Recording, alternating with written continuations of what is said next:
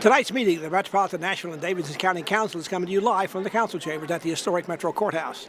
It's a public affairs presentation of the Metro Nashville Network. Good evening, everyone. I'm Pat Nolan, your announcer for this program. Tonight, the 15th Metropolitan Council holds its 67th business meeting of a four-year term. This is the 13th council meeting of 2022, and that includes one special adjourned meeting this calendar year. Tonight's council agenda is 29 pages long with 74 items. That includes 29 resolutions, 15 first reading bills, 15 second reading bills, and 15 ordinances on third and final reading. In addition, the council will consider 10 mayoral appointments and reappointments to several Metro boards and commissions. Those include appointments to the Airport Authority, the Fair Board of Commissioners, and two to the Property Standards and Appeals Board. Reappointments include ones to the Metro Civil Service Commission, the Board of Equalization, the Public Library Board, the Transit Authority, and two to the Transportation Licensing Commission. The council will also hold a public comment period tonight for citizens who signed up in advance. Major action for the council tonight will be approval of a new operating budget for the city for the fiscal year that begins on July 1st. Mayor John Cooper has submitted a record $2.97 billion spending plan, which the council has been reviewing. Changes are expected to be made or to be contained in a substitute budget that was approved this afternoon by the Budget and Finance Committee 11-0 and with no abstentions. However, the council met for 2 hours going through a number of other amendments, which they approved only one for, to add some additional money so Metro could stay in compliance with Title VI of the federal government. Council, by the way, always makes budget changes. They are relatively small ones. Right now, the substitute budget makes about $8.6 million changes in what the mayor submitted. Some are, however, noteworthy. First is to cover a $22.6 million deficit in the school budget caused by a cut in state funds due to declining enrollment. Substitute budget divides up that cost to fill up that hole in the budget, with roughly one-third of the money coming from Metro's fund balance, one-third from Metro government's general budget fund, and also one-third from the school budget. As to where the additional funding will be added elsewhere in the budget, $4 million more will be given to Metro schools for pay raises, in addition to the 4% COLA, the cost of living raises, step raises, and raises for bus drivers, cafeteria workers, and paraprofessionals are already included in the proposal. But the additional COLA increase in the $4 million we're talking about will bring all the staff support members or employees up to a living wage and address compression issues within the pay rate, within the pay plan. $2.9 million will also be added for an additional 0.5% cost of living increase. It will bring total Metro employee raises up to 4.5%. In addition to the original step 6% raises, those employees that are still eligible. By the way, the original proposal from Mayor Cooper was for a 4% across the board rate. Also in the substitute budget is $200,000 from the Metro Sports Authority to fund a new study for the city's obligations on Nissan Stadium as the city decides whether to move ahead with either building a brand new roofed stadium or perhaps looks at renovating the current stadium that's there right now. This budget also adds about 500 new employees throughout the budget. Is believed that is needed because the city has had a budget freeze for some time, particularly during the pandemic. There's also $75,000 in the new budget for the Community Oversight Board. COB would allocate funding for one new position, as well as designated a new legal position, which will be within the legal department. Again, it appears most of the new funding added for a lot of these other things that's coming out of city reserves or contingency accounts, as well as a total of $1.7 million coming out of the city's general fund balance. Substitute budget is also recommending nonprofits requesting funds be allocated 50% of what they gave to their wish list request, and also be considered if they're eligible for American Rescue Fund planning. Also, I think there were close to 15 amendments considered in the Budget and Finance Committee this afternoon. Again, the only one that was approved was one that would spend a relatively minor amount of money, maybe $100,000, to do some things to make sure Metro comes in compliance with Title VI of the federal government, which involves translation and other services for immigrations and other people in that area. It's unclear if the council will take up the budget tonight first or leave it for consideration with the other third reading bills. We are hearing it's going to be taken up first tonight. It's taken up in regular order. Several of the companion resolutions regarding the various employee pay raises, pay plans, new fees, and other legislation would have to be deferred and delayed until after the budget. The ordinances setting the property tax rate, which are unchanged from last year, must also be approved tonight, and they'll follow the budget. Some resolutions regarding city bonds are also up for approval tonight. This is for refinancing, not new bonds or new debt. Council will also likely approve RS 2022-1587. It would accept an annual donation for the Nashville Convention and Visitors Corp. in the amount of $25,000 for up to 5 years to provide funds for marketing for the Nashville Municipal Auditorium. Monies will be spent through a contract the auditorium has with Live Nation. Under RS 2022-1586, the Council will accept a $75,000 grant from the Tennessee Department of Mental Health and Substance Abuse Services for the local state trial courts to continue adult and juvenile drug court programs to assist the needs of nonviolent offenders. There's no local match required to go with that grant. Council will also consider two resolutions, RS 2022-1588 and 1599, that would accept donations of $10,000 and $30,000 respectively from the Nashville Convention and Visitors Bureau and the Nashville Chamber of Commerce to help fund a study of independent music venues, which the Council has already approved the city's share of the funding for that particular study. Council will also approve RS 2022-1590. It's a $100,000 expenditure out of the city's 4% equipment fund. $50,000 would be appropriated to the Fairgrounds Nashville for the purchase of a bicycle installation, and $50,000 would be appropriated to the Nashville Public Library for the purchase of a bike station at the Edge Hill branch. That's going to be deferred for 2 meetings because there's going to be a much larger 4% fund request coming in. That'll be taken up later in July. RS 2020-1591 will approve an interlocal agreement, an interlocal cooperation and mutual aid agreement between Metro, the City of Brentwood, Franklin, Goodlettsville, Hendersonville, Murfreesboro, and Wilson County to create and operate a USNR water rescue team that will provide response and rescue services. RS 2022-1592 approves affiliation agreement between Metro Board of Health and Lipscomb University to provide an opportunity for students to enroll in various health professions, to encounter a wide range of clinical experiences through Metro. The health department would provide those clinical training experiences to the students. Students would receive no compensation and would not be considered employees of the Metro government. A similar agreement on this was first approved back in 2017. Finally, under RS 2022-1593, a total of $2.54 million is appropriated from the Nashville Public Library to contract with 17 local nonprofit organizations to provide free and high-quality after-school and summer programming through the library's Nashville After Zone Alliance out-of-school time coordinating system. Under memorializing resolution tonight, the Council will honor DeCosta Jenkins on the occasion of his retirement as President and CEO of the Nashville Electric Service. Resolution recommending TVA pursue solar and storage investments in Middle Tennessee and expressing support to the Nashville Electric Service Board for calling for the same. The Council also tonight recognized the 50th anniversary of the passage of Title IX that occurred on June 23, 1972. It also recognizes June 22 as Alzheimer and Brain Awareness Month. And finally, it recognizes June 20th, 2022 as World Refugee Day in Nashville and Davidson County. There's also a late resolution that will celebrate yesterday's Juneteenth celebration, which was the first time it has been observed as a Metro holiday. Two bills to watch on third reading tonight. BL 2022-971 will create a separate office for homeless services. The bill which the Council has been working on since October of last year. And there's also BL 2022-1164, which would make another effort to regulate outdoor construction noise. That bill has been before the Council since last March. If you want to follow the Council meeting as it progresses, you can find it on the agenda, and the staff analysis is online. Just go to the Metro Council portion of the Nashville.gov website, then the Legislative Information Center. We'll also be placing the bill numbers on the screen when they come up for consideration so you can follow along and keep up with where we are in the meeting agenda. Tonight's meeting is again being held during the ongoing COVID-19 pandemic. State law has stripped the Metro Health Department of the power to continue a mask mandate in all city-owned buildings. Virus cases are rising again. The federal CDC says we will continue to be a community with a high level of transmission for the Omicron variant of the virus. Therefore, wearing masks here tonight is recommended but not required. Let's go now to Vice Mayor Jim Shulman. He'll be gaveling tonight's council meeting to order shortly.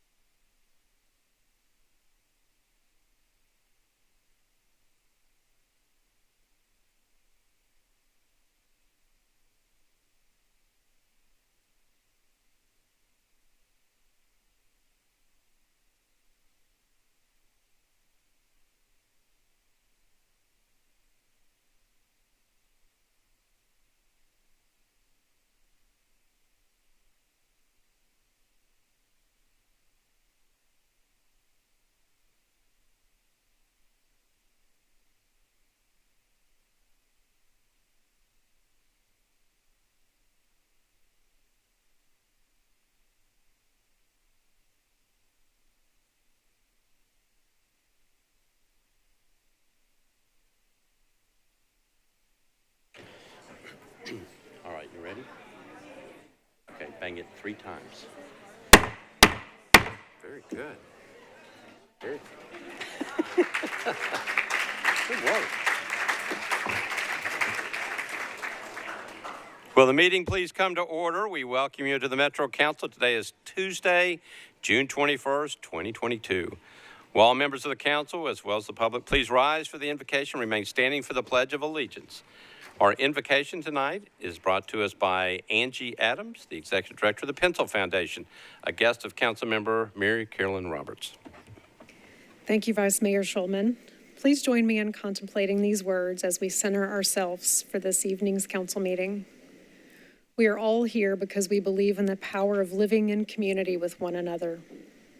And while living in community is rich in its rewards, it can also be messy in sorting out how we best care for and respect one another.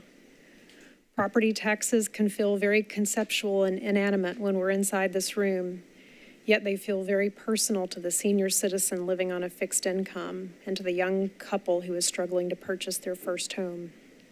So help us remember the personal relationship of our tax revenue to our citizens. Approving ordinances to expand greenways, fund our water department, manage our roads. These are not words and concepts. They are infrastructure systems designed to support and keep our neighbors safe. Approving resolutions to honor civil servants or acknowledge significant events like Title IX or World Refugee Day may seem perfunctory, so help us reflect on the individuals at the heart of these resolutions.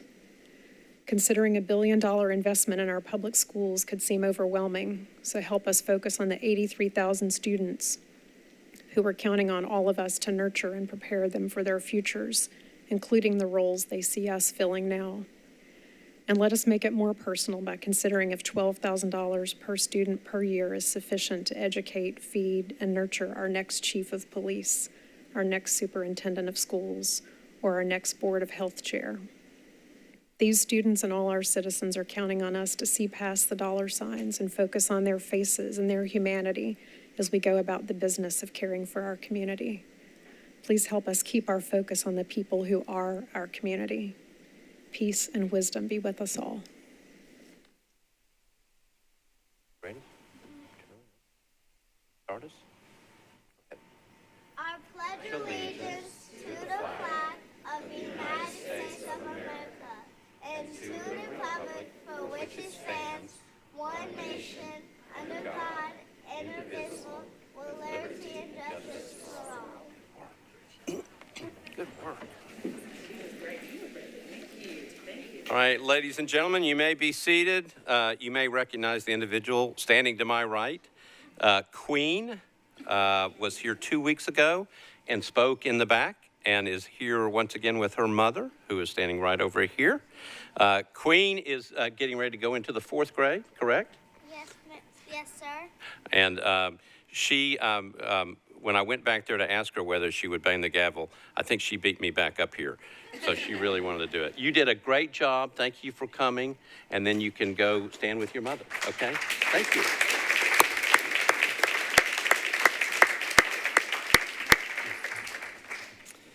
All right, without objection, we will suspend the calling of the roll and ask the clerk to record the names of those members present throughout the meeting. Is there a motion for adoption of the minutes of the meeting from June 14th, 2022? Proper motion, properly seconded. Without objection, the minutes of the meeting will stand approved as written. Mr. Clerk, any messages from the mayor? Yes, sir. The mayor is here to speak on the budget. All right, so there is a message from the mayor, and the mayor is here, ladies and gentlemen, members of the council. Please welcome our mayor, Mayor John Cooper. Thank you, Vice Mayor Schulman, for recognizing me. A personal note, this is a special day for me. It's my 25th wedding anniversary today, but I'm spending it with you, okay? But I'll be brief, and I'm here to say thank you. And first, to Chairperson Berkeley Allen, thank you. As a former budget chairperson, I know a little bit about the work and time that it takes to get a budget over the finish line.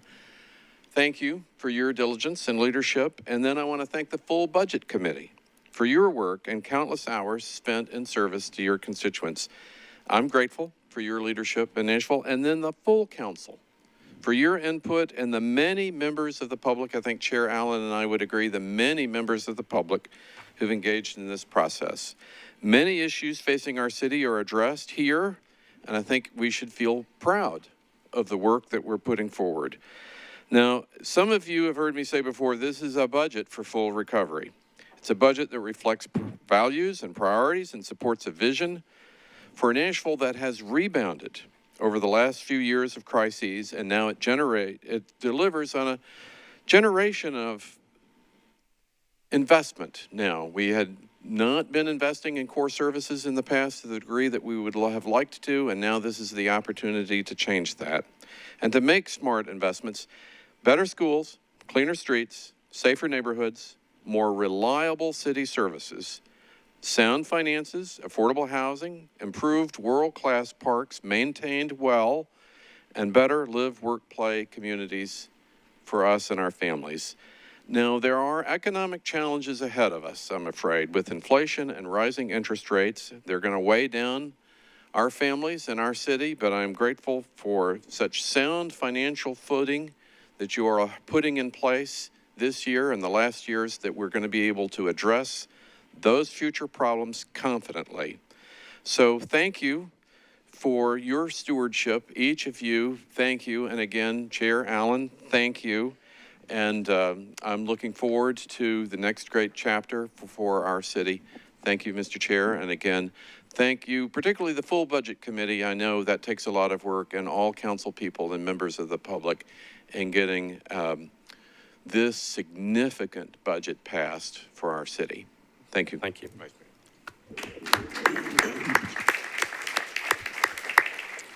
Thank you, Mr. Mayor, and thank you for being here on your 25th wedding anniversary. So we do have a long agenda for tonight, but just a couple things quickly to remember. I will say over the weekend I've been doing more mass shootings around the country.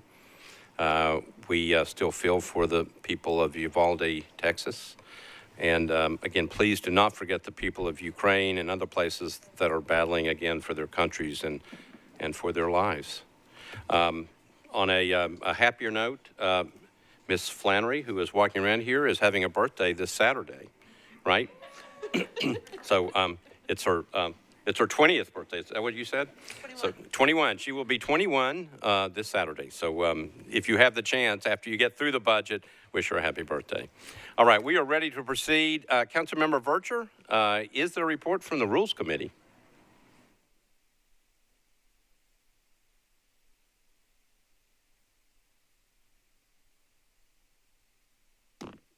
You're recognized.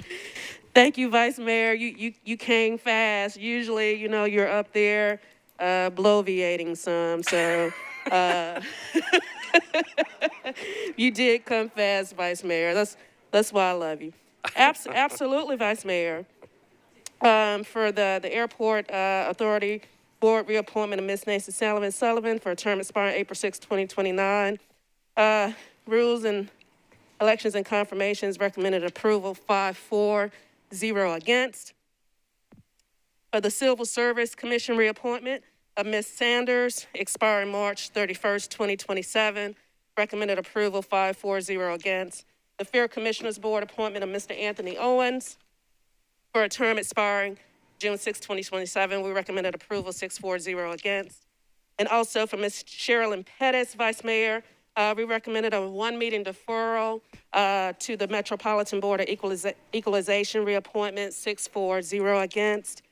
Property Standards and Appeals Board appointment of Ms. Mirza Esteban for a term expiring April 7, 2026, recommended approval, 6-4, 0 against. Property Standards and Appeals Board appointment of Ms. Harrison, expiring April 7th, 2026, recommended approval, 6-4, 0 against. The Public Library Board reappointment of Ms. Keith Simmons, expiring May 5th, 2029, recommended approval, 6-4, 0 against. The Transit Authority reappointment of Ms. Gail Carr-Williams for a term expiring May 1st, 2027, recommended approval, 6-4, 0 against. Transportation Licensing Commission reappointment, Ms. Freddie Carr for a term expiring April 30th, 2024. We recommended a one-meeting deferral, Vice Mayor, 6-4, and 0 against.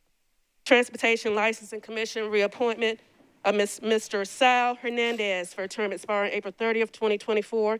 We recommended 6-4, 0 against, and that concludes the report, Vice Mayor. Thank you. All It's right. always a pleasure to serve, Vice Mayor. Thank you so much. Thank you for serving. So one other thing, if I can ask you prior to sitting down, if you could give me a motion to approve all the ones that actually went before the committee today and got voted on. Thank you so much, Vice Mayor. I move for approval of all that was recommended for approval. All right, so I got a motion to approve. It's the reappointment of Ms. Nancy Sullivan, reappointment of Ms. Billy Sanders, the appointment of Mr. Anthony Owens, appointment of Ms. Mirza Esteban, appointment of Ms. Lavinia Harrison, reappointment of Mr. Keith Simmons, reappointment of Ms. Gail Carr Williams, and the reappointment of Mr. Sal Hernandez for different boards and commissions. That's the motion, properly seconded. Any discussion on the motion? Seeing none, we're ready to vote. All those in favor of the motion say aye. Opposed, no. You adopt. So if I could get these individuals, when I call your name, if you'll stand if you're here so we can recognize you.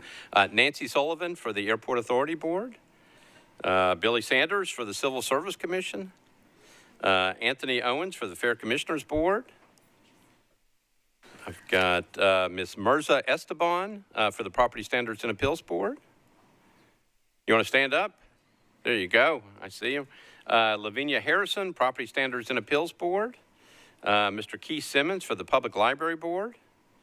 Ms. Gail Carr Williams for the Transit Authority. And Mr. Sal Hernandez from the Transportation Licensing Commission. Thank you all for being willing to serve our city. We very much appreciate your time and commitment. Thank you.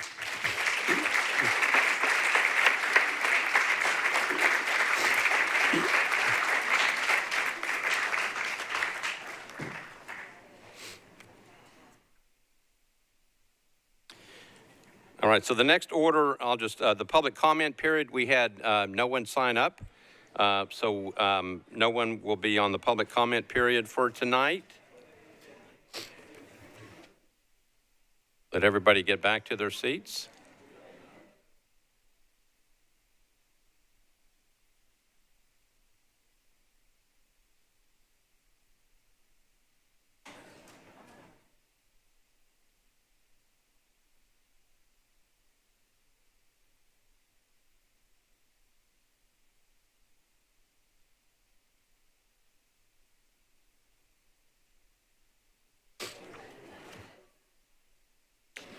All right. So as we have regularly done in the past, unless anybody has any objection, we are going to move items 67 and 68, 67 being the budget ordinance for fiscal year 2023, and item number 68, which is the tax levy ordinance. It is 2022-1249. We are going to move those up on the agenda to be taken up now.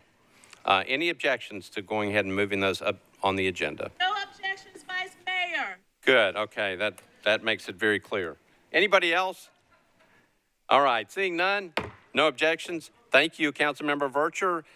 We are now on the budget. Item number 67, it's on page 26 of my calendar, BL 2022-1248, the budget ordinance of the Metropolitan Government of Nashville and Davidson County, Tennessee for fiscal year 2023. It's sponsored by Council Members Allen and Sawara. Councilmember Allen, you are recognized. Thank you, Mr. Vice Mayor. I would like to move approval and ask for committee reports and give a brief explanation in whatever order you would like for me to do that in. All right. So, okay. So the proper thing is you've got a big committee report. So the motion is to approve the budget, properly seconded. So we're on the budget, and now you've got a substitute as well. If you want to go ahead and get the budget, actually committee report out, and then list down, because I know there's amendments, and then I'll come back to you for a motion on the substitute. Gotcha. And then we will proceed. Okay, so here is the committee report. On the substitute, that passed. That was recommended, 11 in favor, 0 against, 1 not voting. On Amendment 1, that was 3 voted in favor, 7 against, 2 not voting. Amendment 2, 5 voted in favor, 6 against, 1 not voting. Amendment 3, 3 voted in favor, 8 against, and 1 not voting.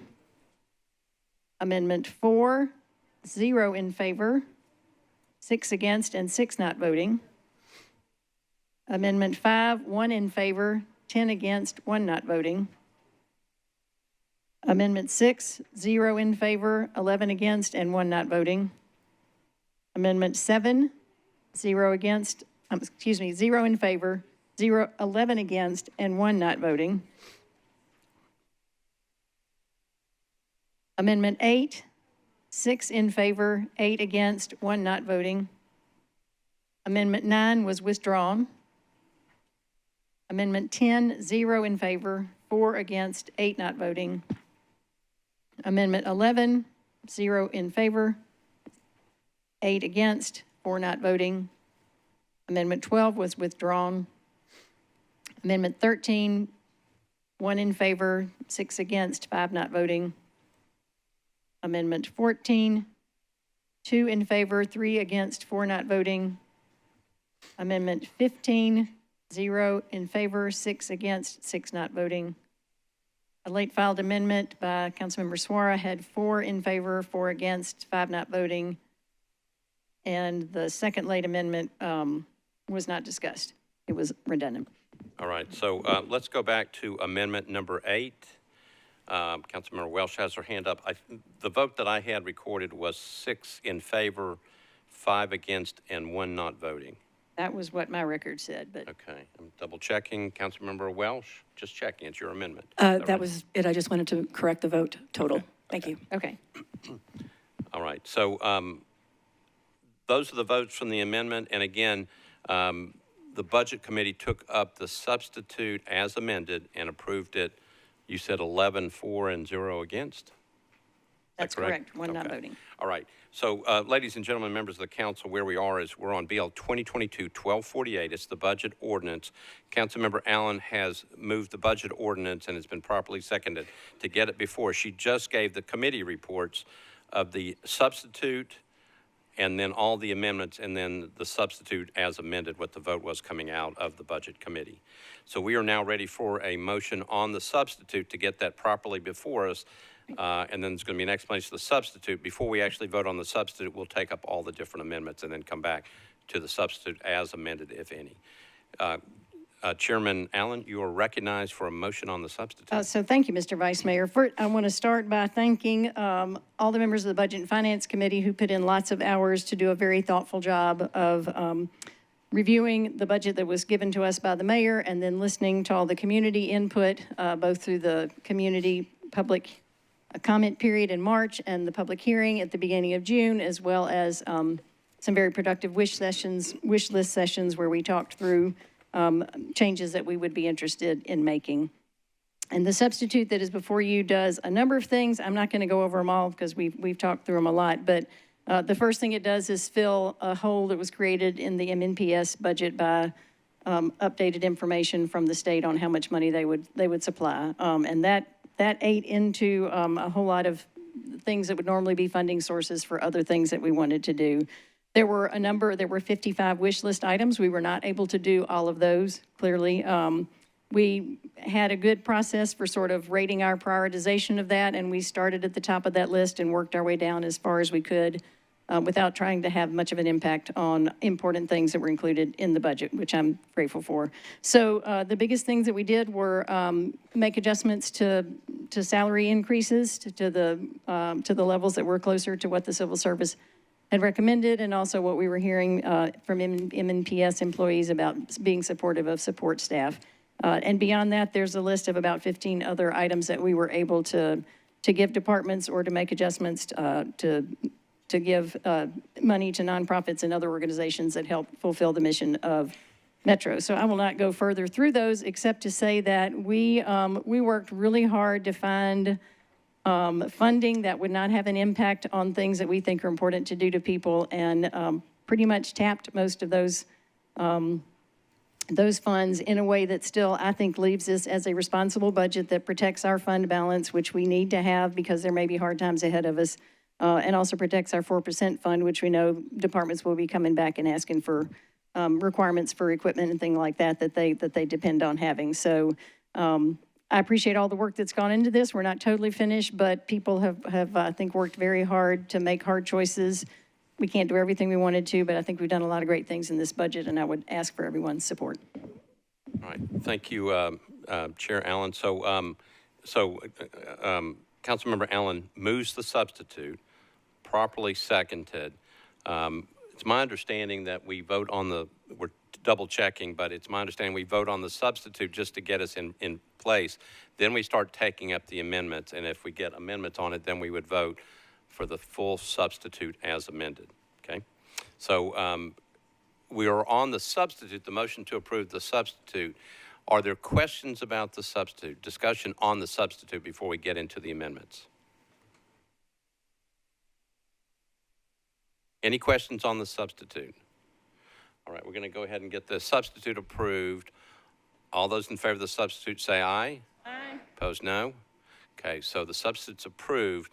Now we're on the individual amendments. And Councilmember Allen, if you would, I'm going to call them up. If you don't mind, give the Budget Committee report again at first, and then I will go to the sponsor of the amendment. So we are on, it's in your packet, we have 17 amendments.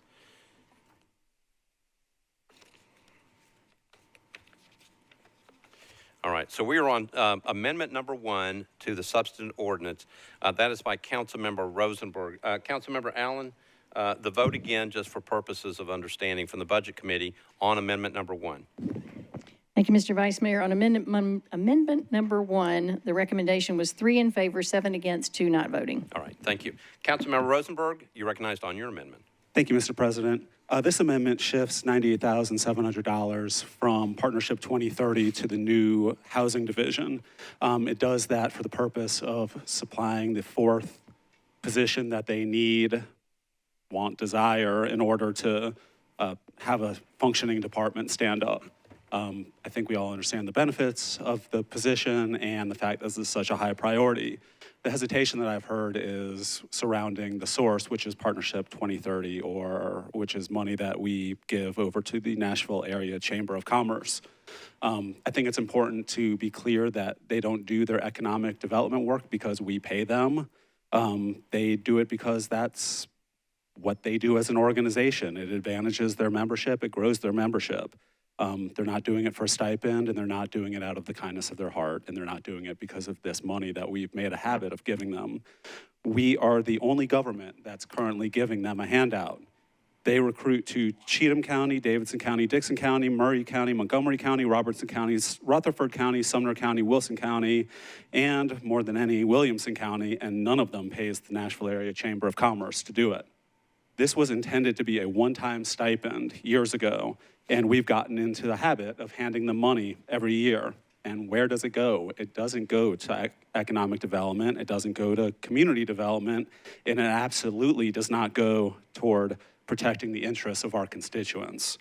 Every tax dollar we give them frees up money for them to use to lobby the legislature to eliminate democratic elections. It frees up money for them to use to send attack mailers against county elected officials. It frees up money for them to increase executive salaries even more. We're a bunch of suckers. We're paying for lobbyists, attack mailers, and to pay their president well over $500,000 a year, and the rest of their staff almost $200,000 apiece. So this is the choice today. Do we want to spend our constituents' tax dollars on housing or lobbyists that are often fighting against us? On increasing housing stock or on campaign ads attacking people most of us support? On helping people who need homes or subsidizing executive salaries? Make no mistake, this isn't about whether the Nashville Area Chamber serves a purpose. It's about the fact that we're the only suckers who are using property tax dollars to pay them for what they exist to do. They will continue to recruit to Wilson County and Williamson County and yes, Davidson County without our handout. This is something that we can fix. Let's fix it. I move approval, Mr. President. All right, so I got a motion to approve amendment number 1, properly seconded. Councilmember Young, you're recognized. Thank you, Mr. Vice Mayor. You sound so surprised, though. You hit the button. Well, I know, and I think some people are probably surprised that my words were not to call the question. So bask in my surprise. Very recently, this body voted 23-1 to let the chamber and our community know that shame on them for going behind our backs, behind the administration's backs, behind the school board's back, behind the backs of the voters of this county to go to the legislature because they wanted to subvert the will of publicly elected school board members in this county. They supported legislation that would take away the voters' ability to elect their school board members. And yet here we are, year after year after year, having this discussion of should we give money to this organization? What is this organization going to have to do before we realize we look like a bunch of fools every time we give them a penny? Yes, they serve the function of economic development and recruiting business and jobs, but have y'all noticed that right now there are way more jobs than people? Have we listened to what the people in this county said, that right now people are focused about being able to live and survive and get by and find a place to live? Yeah, ask me or some of my colleagues that are also real estate professionals would tell you the demand is strong. And maybe we do need to tamper off the gas pedal a little bit for a year or so on economic development and focus on people. And let's develop our people and our housing here.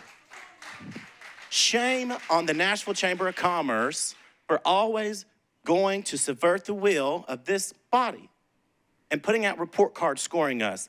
Why should we give them money if they're going to do that? Please vote for this amendment and show them that we actually are going to put teeth to what we passed 23-1 about a month ago. Thank you, Mr. Vice. All right, thank you, Councilmember. Councilmember Bradford. Thank you, Vice Mayor. I had a few questions regarding this Partnership 2030, and I did give Ms. Darby a heads up so that we could have some answers tonight, because one thing I don't want to hear is, we don't know. So the first question is, when did this partnership first start? When did we first enter into this agreement that we were going to give our taxpayer dollars to the Chamber of Commerce when nobody else would? Ms. Darby.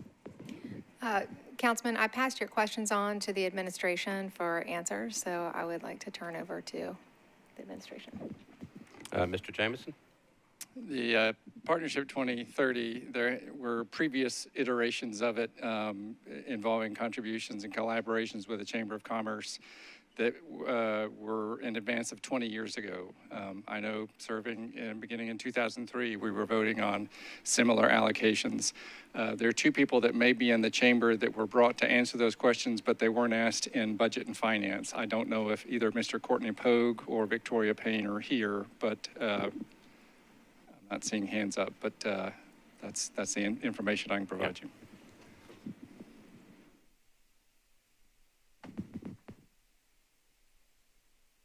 Councilmember Bradford. So in order to, I believe in order to actually have Ms. Payne speak, we're going to have to suspend the rules then I request suspension of the rules so we can hear her speak. So there's objection to suspension of the rules. All right, then I'll move on to my next question, see if we can get that answered. Since the start of Partnership 2030, how many businesses and jobs have been created by the Chamber of Commerce?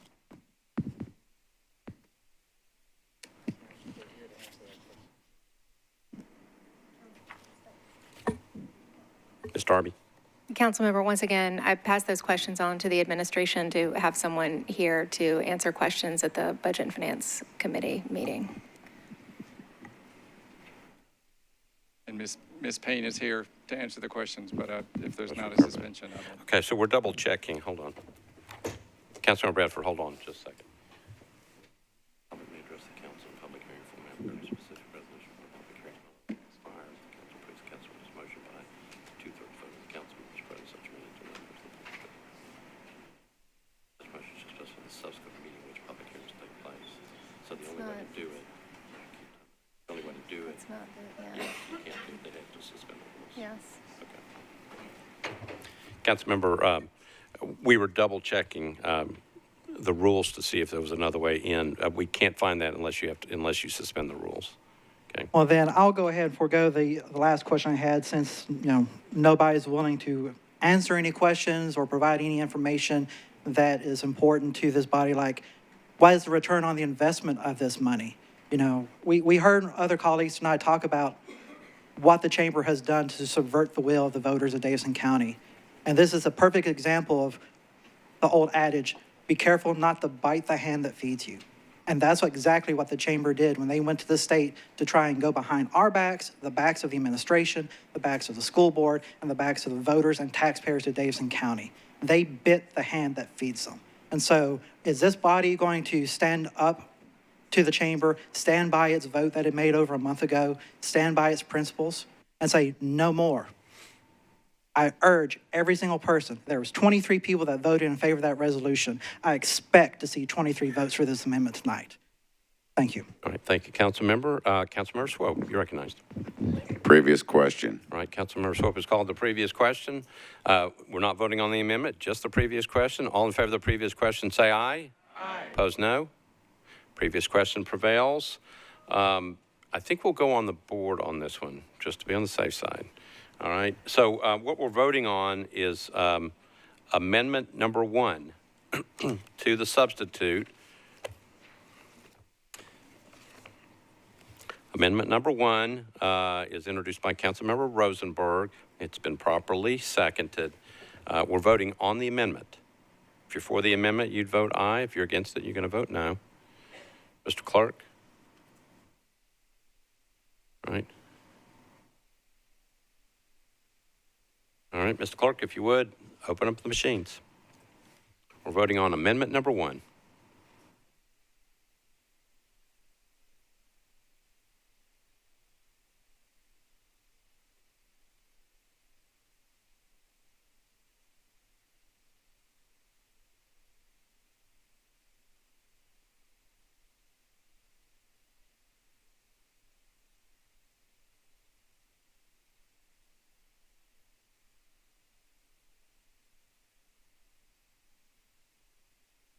Okay, Mr. Clerk, close the machines, take the vote.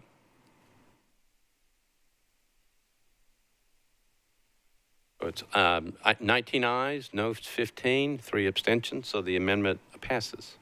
Okay, so amendment number 1 goes. All right, we're on amendment number 2. This is by Councilmember Benedict. Councilmember Allen, again, the committee report from the Budget Committee. Thank you, Mr. Vice Mayor. This had 5 in favor, 6 against, and 1 not voting. All right, Councilmember Benedict, you're recognized on amendment number 2. Thank you, Vice Mayor. So the prior amendment passed, so I'm going to withdraw. Okay. Okay, we are on amendment number 3 by Councilmember Stiles and Toombs.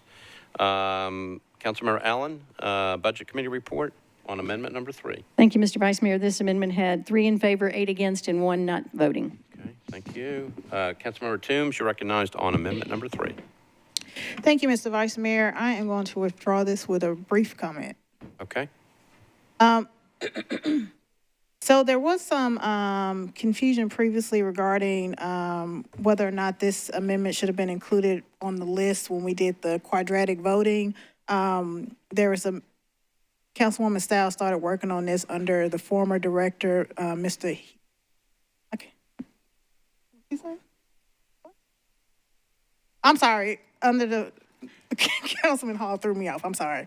Under former director, Mr. Bill Herbert, who was supportive of the pilot program, and she had worked with Lieutenant Derek Smith of MMPD, Deputy Director Jerry Tomlinson, and Fire Marshal Lawrence Hutchinson from MFD, or Nashville Fire Department, sorry, and Aaron Williams of the Hub. And so she looks forward to continue to work with those folks over the next year to bring back another proposal for the next budget cycle. All right, thank you, Councilmember Toombs. So amendment number 3 is withdrawn.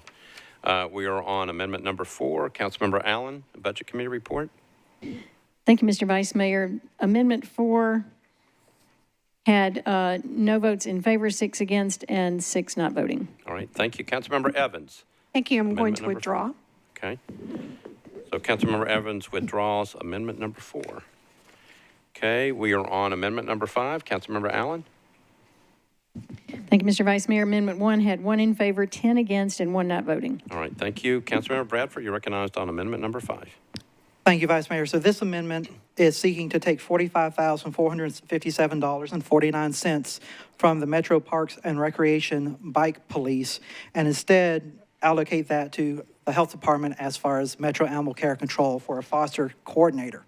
So currently, there's one position at Metro Animal Care Control that is for rescue and fostering. This individual is now doing the work of 2 employees. So everybody should have something on their desk showing that the director of Metro Animal Care Control has stated that this is a position that they really need in order to adequately do their job. We have heard from constituents all over the city about how Metro Animal Care Control needs more investment, more support from the city and this county and this government. So this is an opportunity for us to take a small amount of money away from a department that has already admitted that it doesn't need as many positions as they asked for. They started with 14, they're down to 7. This would take it down to 6. Added with the 5 positions we approved last year that they still haven't filled, they still have 11 positions that they can fill this year. So I ask my colleagues to consider supporting this motion because we need to put money where we can best spend it. And if we can't put in a department that's going to sit there and wait a year before they fill these positions, when we can put in a department that can fill this position immediately. So I ask my colleagues to support this small reallocation. It's not coming from any 4% fund. It's not coming from any judgments. It's coming from a line item that we already know cannot be filled because of the admissions of the Parks and Recs Department. So again, I ask this body to approve this amendment. Thank you. So Councilmember Bradford moves the amendment number 5, properly seconded. Discussion on the amendment. Councilmember Allen, you're recognized.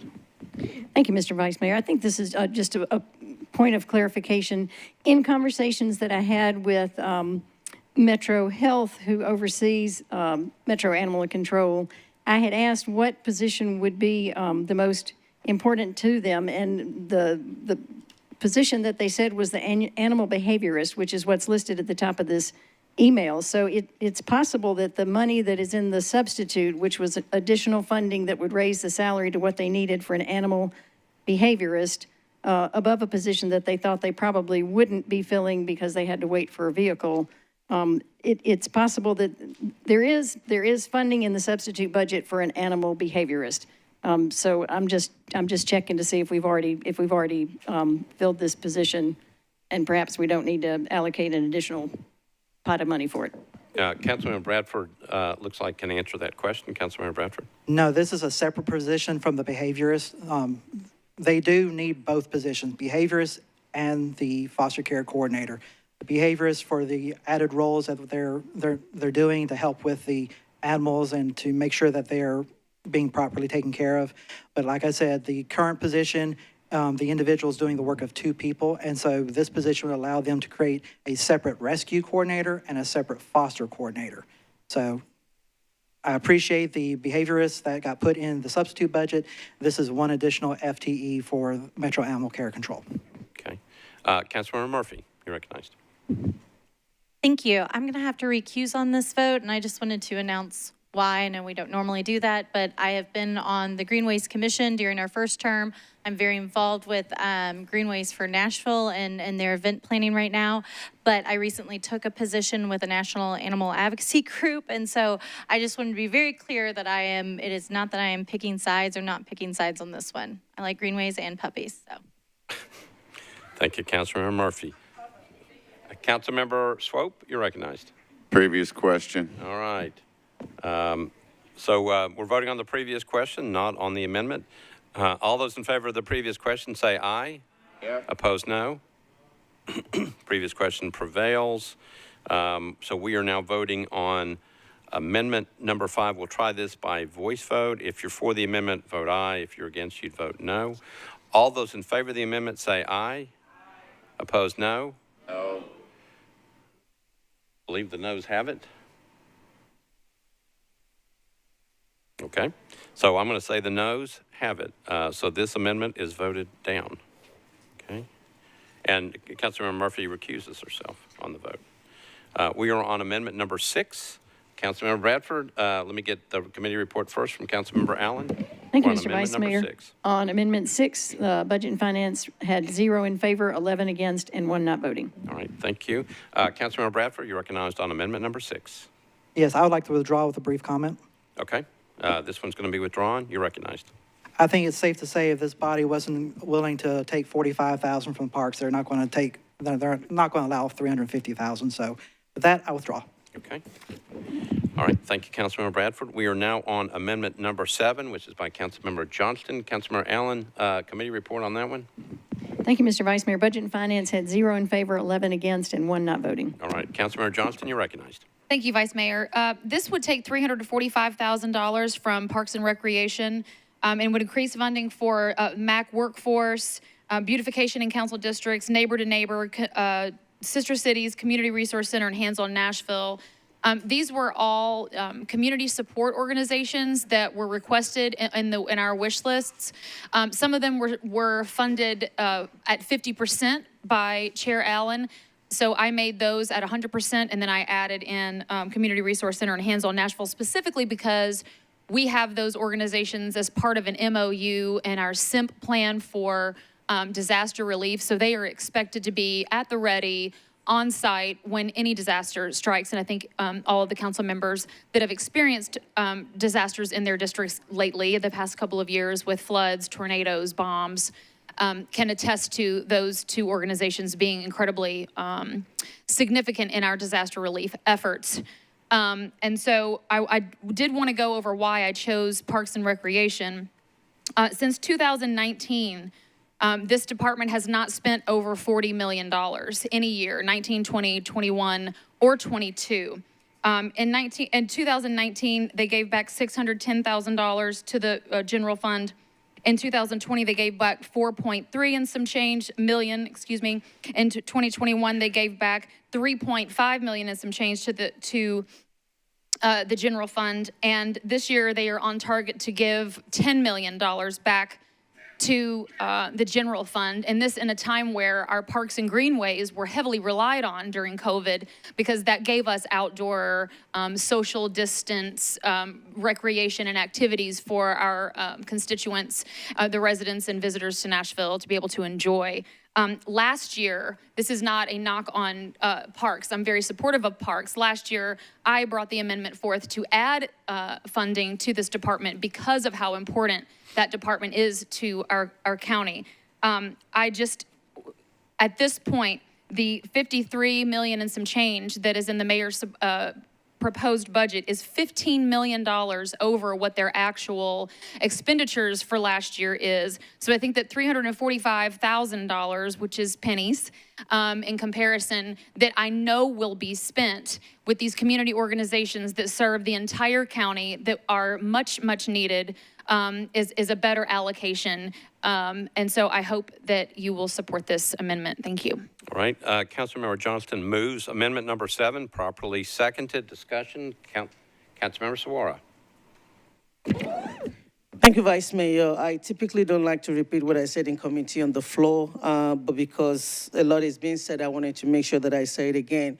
The organizations that are listed to be supported here are organizations that I do support as well. They were on my wish list, and I supported us giving them money, and I applaud the chair for at least doing 50% of that fund. We also learned that some of these organizations, when they do help the city, do have an MOU, and they reimburse from FEMA. After having said that, I think it's important to clarify that when we're looking at salary savings from year to year to year, as someone who started the conversation during budget season and highlighting all the departments that had salary savings, it's not a good practice to just say, you did not use it this time, we're going to take it. COVID, the last 2 or 3 years, is an abnormality. They're not typical years that you will use. And if we're going to do it for PACs, then we have to do it for all the other departments. But there were also justification by every department, whether it's the police, whether it's PACs, why they needed this money. So I think what we want to do with salary savings is to take a broader look, see what is in there, see if we can get a vacancy aging report, which we don't have. before we start deciding whether a position is needed or not. I also wanted to say that PACS has already told us that most of the positions are part-times, and so it's really difficult to peg it at some point whether they will have it or not and how much they will fill. As someone who supported PACS last year and fought heavily for PACS, I think let's give them the opportunity to fill those positions. COVID is out and do the work that they need. So I'm going to suggest that taking positions is not advisable without really looking at whether it's needed or not and taking a broader look at every department. So thank you. All right, thank you, Councilmember.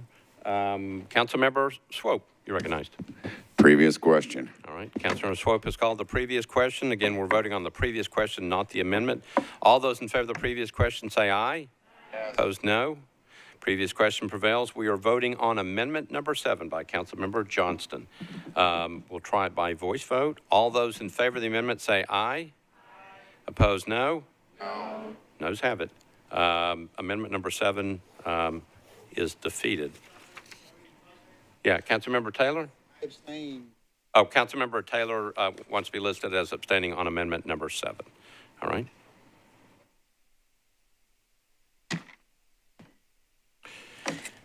All right, we are on amendment number 8 by Councilmembers Welsh and Henderson. Councilmember Allen, the vote on this one? Thank you, Mr. Vice Mayor.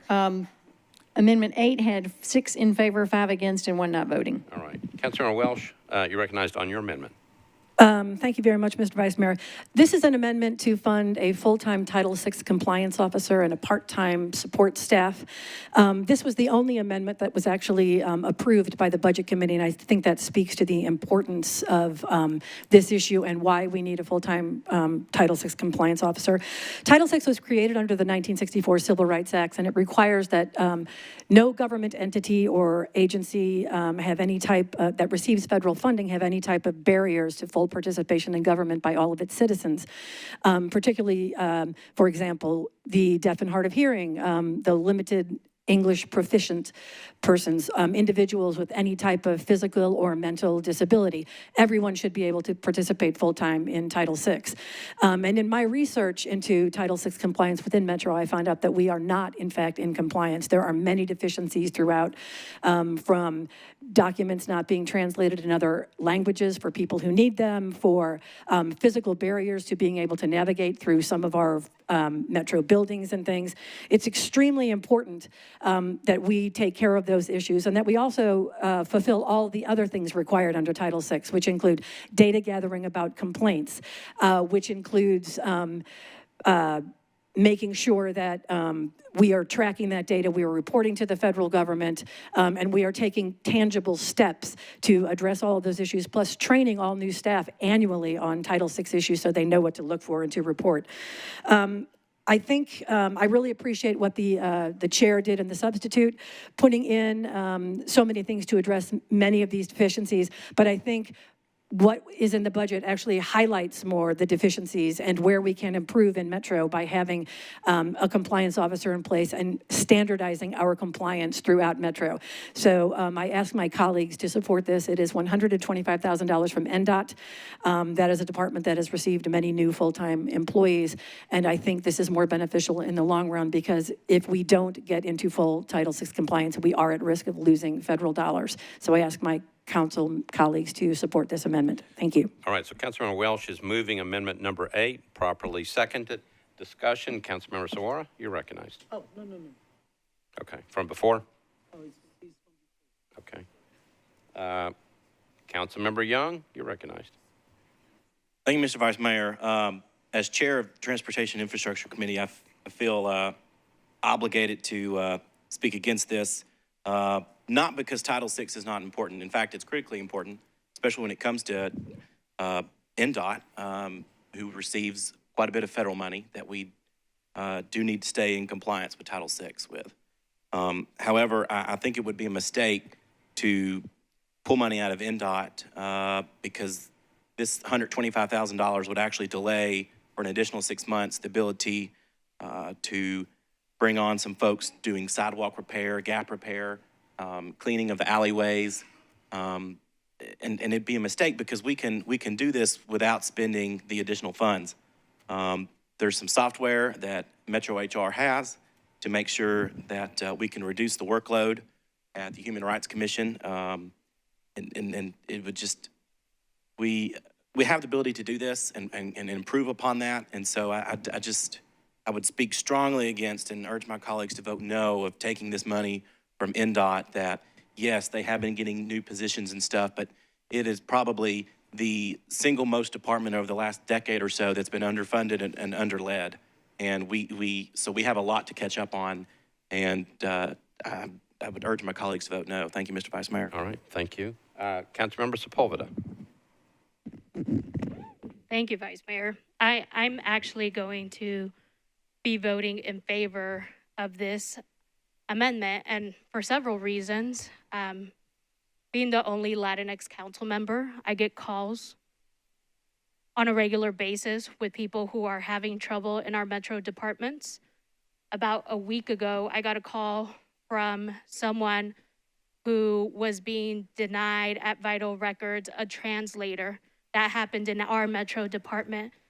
I am glad that the health department has taken action and is now doing a training. But that's not the first time it's happened. I also got a call last week about someone trying to get a beer license and not having an interpreter. This is nothing new. It has happened for years now in multiple metro departments. I was speaking to a community partner the other day and told them about this, and they said, yes, it's happened before. We had a conversation with the Mexican consulate, and they even told us to let them know when it happened so they could talk to our metro departments. So I'm going to be voting in favor of this.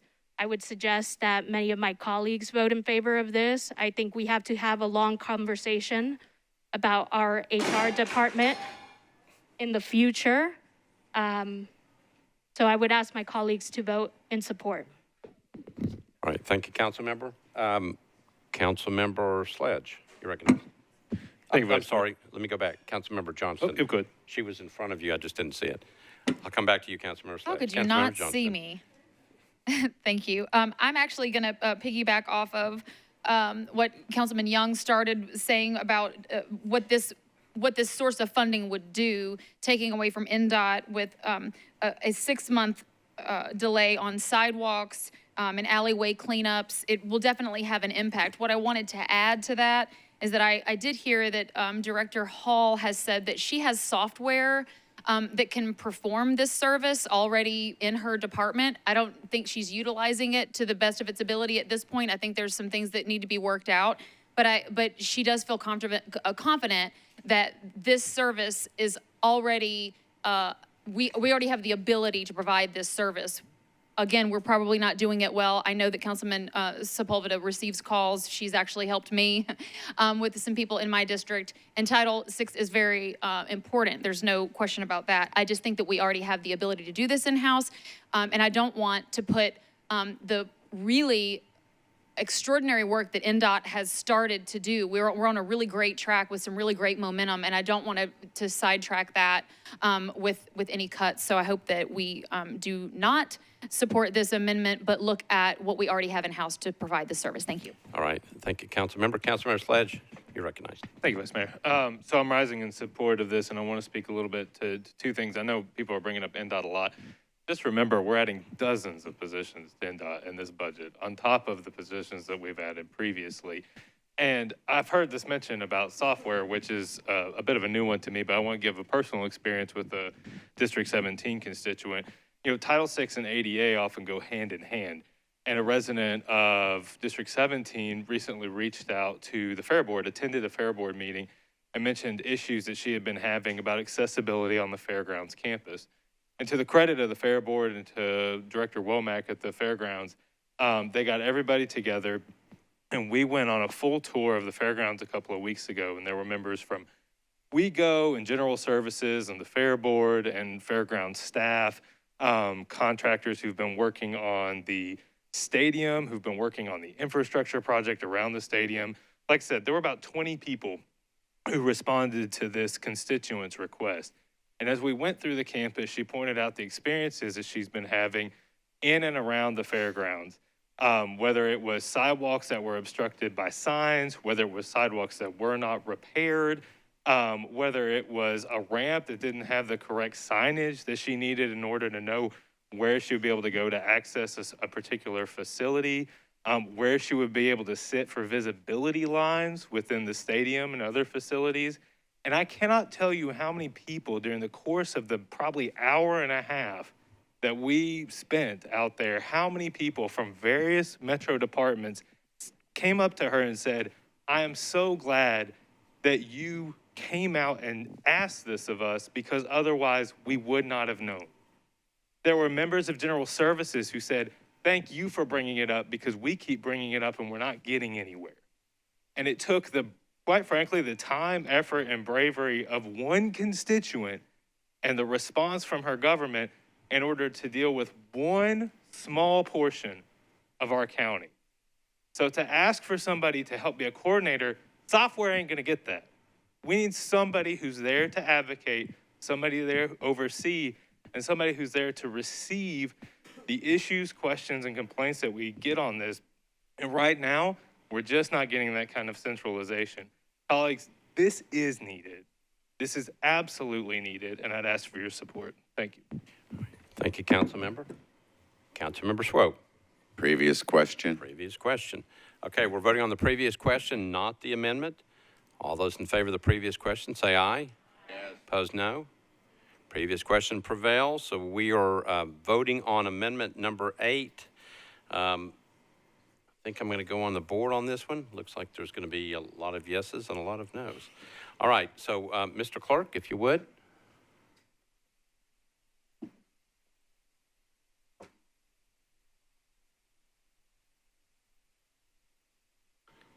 We're going to be voting on amendment number 8 by Councilmember Welsh and Henderson. Councilmember Vercher? We just received an email, multi-year budget, the extra larger. Should we be reviewing this before we vote on this? I'm trying to comb through what was just emailed to us. I don't know if colleagues have just checked their email. Councilmember Allen, do you want to respond to that? I'll respond to that. My apologies. This was the chart that I showed y'all earlier during Budget and Finance Committee, and as we were discussing parks in an earlier amendment, I thought I should have provided that background data as well. I don't know that it necessarily refers to this one, but it may be useful if parks comes up again, so I apologize for not providing it earlier. Thank you. All right, thank you. All right. Mr. Clerk, are we ready? We gave you extra time. All right, we are voting on amendment number 8. Obviously, if you want amendment number 8, you'd vote aye. If you don't, you'd vote no. Mr. Clerk, open up the machines.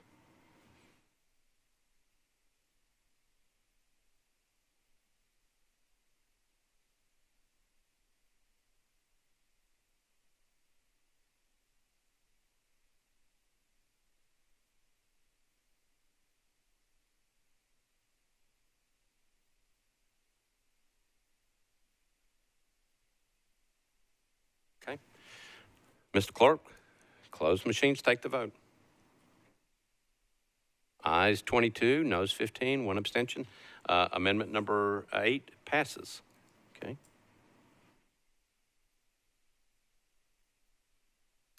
All right, we are on amendment number 9. This is also by Councilmember Welsh and Councilmember Henderson. I'll go to Councilmember Allen first for the vote in the Budget Committee. Thank you, Mr. Vice Mayor. In Budget Committee, Amendment 9 was withdrawn. Okay. Councilmember Welsh, you're recognized on the amendment. Yes, I would like to withdraw my amendment. Right. Thank you. Amendment number 9 is withdrawn. We're on amendment number 10. This is also by Councilmember Welsh. Councilmember Allen, the vote on amendment number 10 in the Budget Committee. Thank you, Mr. Vice Mayor. In Budget and Finance, there were 0 votes for, 8 against, and 4 not voting. All right. Councilmember Welsh, you're recognized on your amendment. Thank you, Mr. Vice Mayor. This is an amendment to allocate $15 million to the Barnes Fund. I think that we all know that we need more affordable housing to meet the need that is growing exponentially, and that the only way that we're going to do that is to commit dollars and actually start building more. I don't really think there's any reason to keep the Barnes funds flowing at the current pace because it is clearly not meeting the need. We currently have over 33,000 people on waiting lists for housing through MDHA, and most of those people will wait years for housing if they get it at all. And that doesn't count the thousands of other Metro workers and people who cannot afford to live here. I chose MNPD for these funds because MNPD gets an inordinate amount of our budget funds. The MNPD budget has increased every year that I've been in office, every year. And every year, we tell other departments and programs that they need to wait until next time, every year.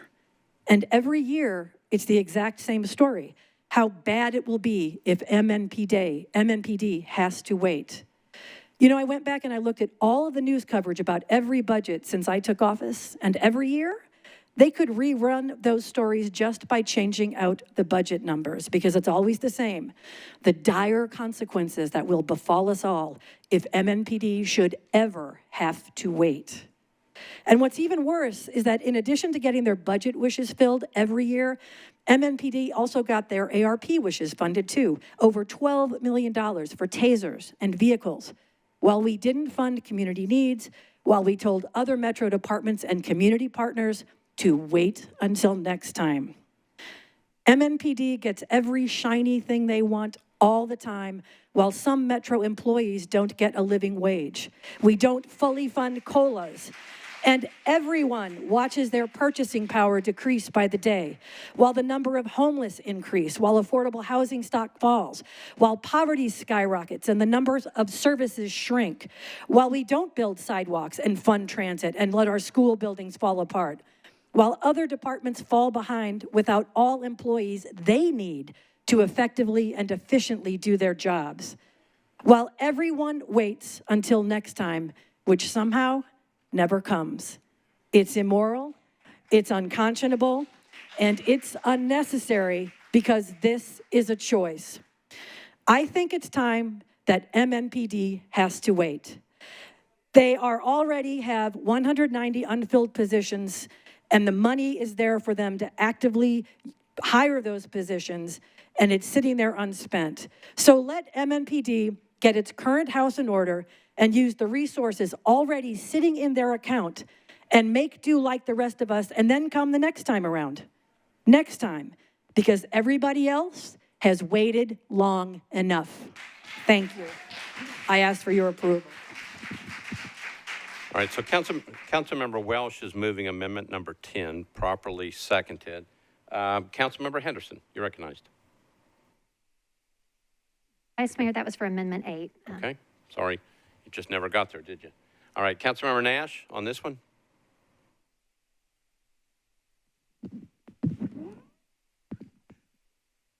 Obviously, I'm going to have to disagree with Councilmember Welch.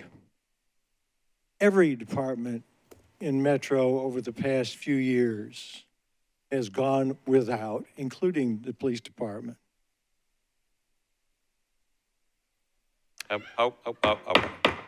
Okay, so and as the Councilmember Nash, hold on. So we let people applaud. We're not supposed to do that, but if you're in favor of something, that's fine. But we want everybody to be heard, so we don't want any type of noise or protest coming from people who may disagree, all right? Councilmember Nash, you're recognized. As funds have become available the last couple of years, we've seen schools is the largest budget item for this government. We've raised teacher pay. We have raised, in this budget, staff pay. We have just talked about how Public Works got positions last year so they can afford to give up one or two this year to help fund something. We gave $30 million to the Barnes Fund last year as part of the budget. The police department is the second largest department here. Yeah, so there's needs, and it's expensive. Policing is expensive. It takes cars, it takes tasers.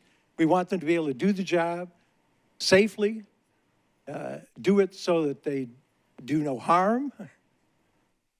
And I think to blame the police department for all the lack of funding elsewhere is just a bogus argument, and I hope the rest of the council sees that too.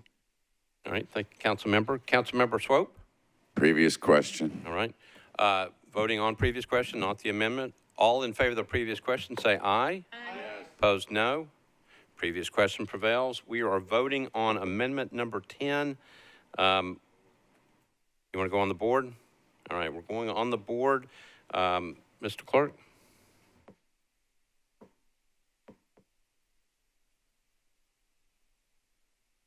So We are voting on amendment number 10 by Councilmember Welsh, which was moved and then properly seconded. It's about the $15 million to the Barnes Fund from the police department. Mr. Clerk? All right. Go ahead and open up the machines. We're voting on amendment number 10.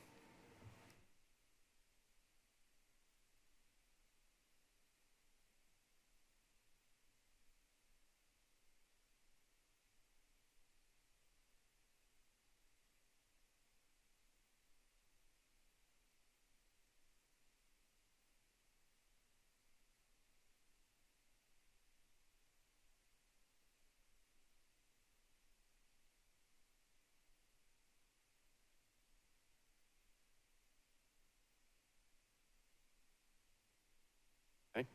Mr. Clerk, close machines, take the vote.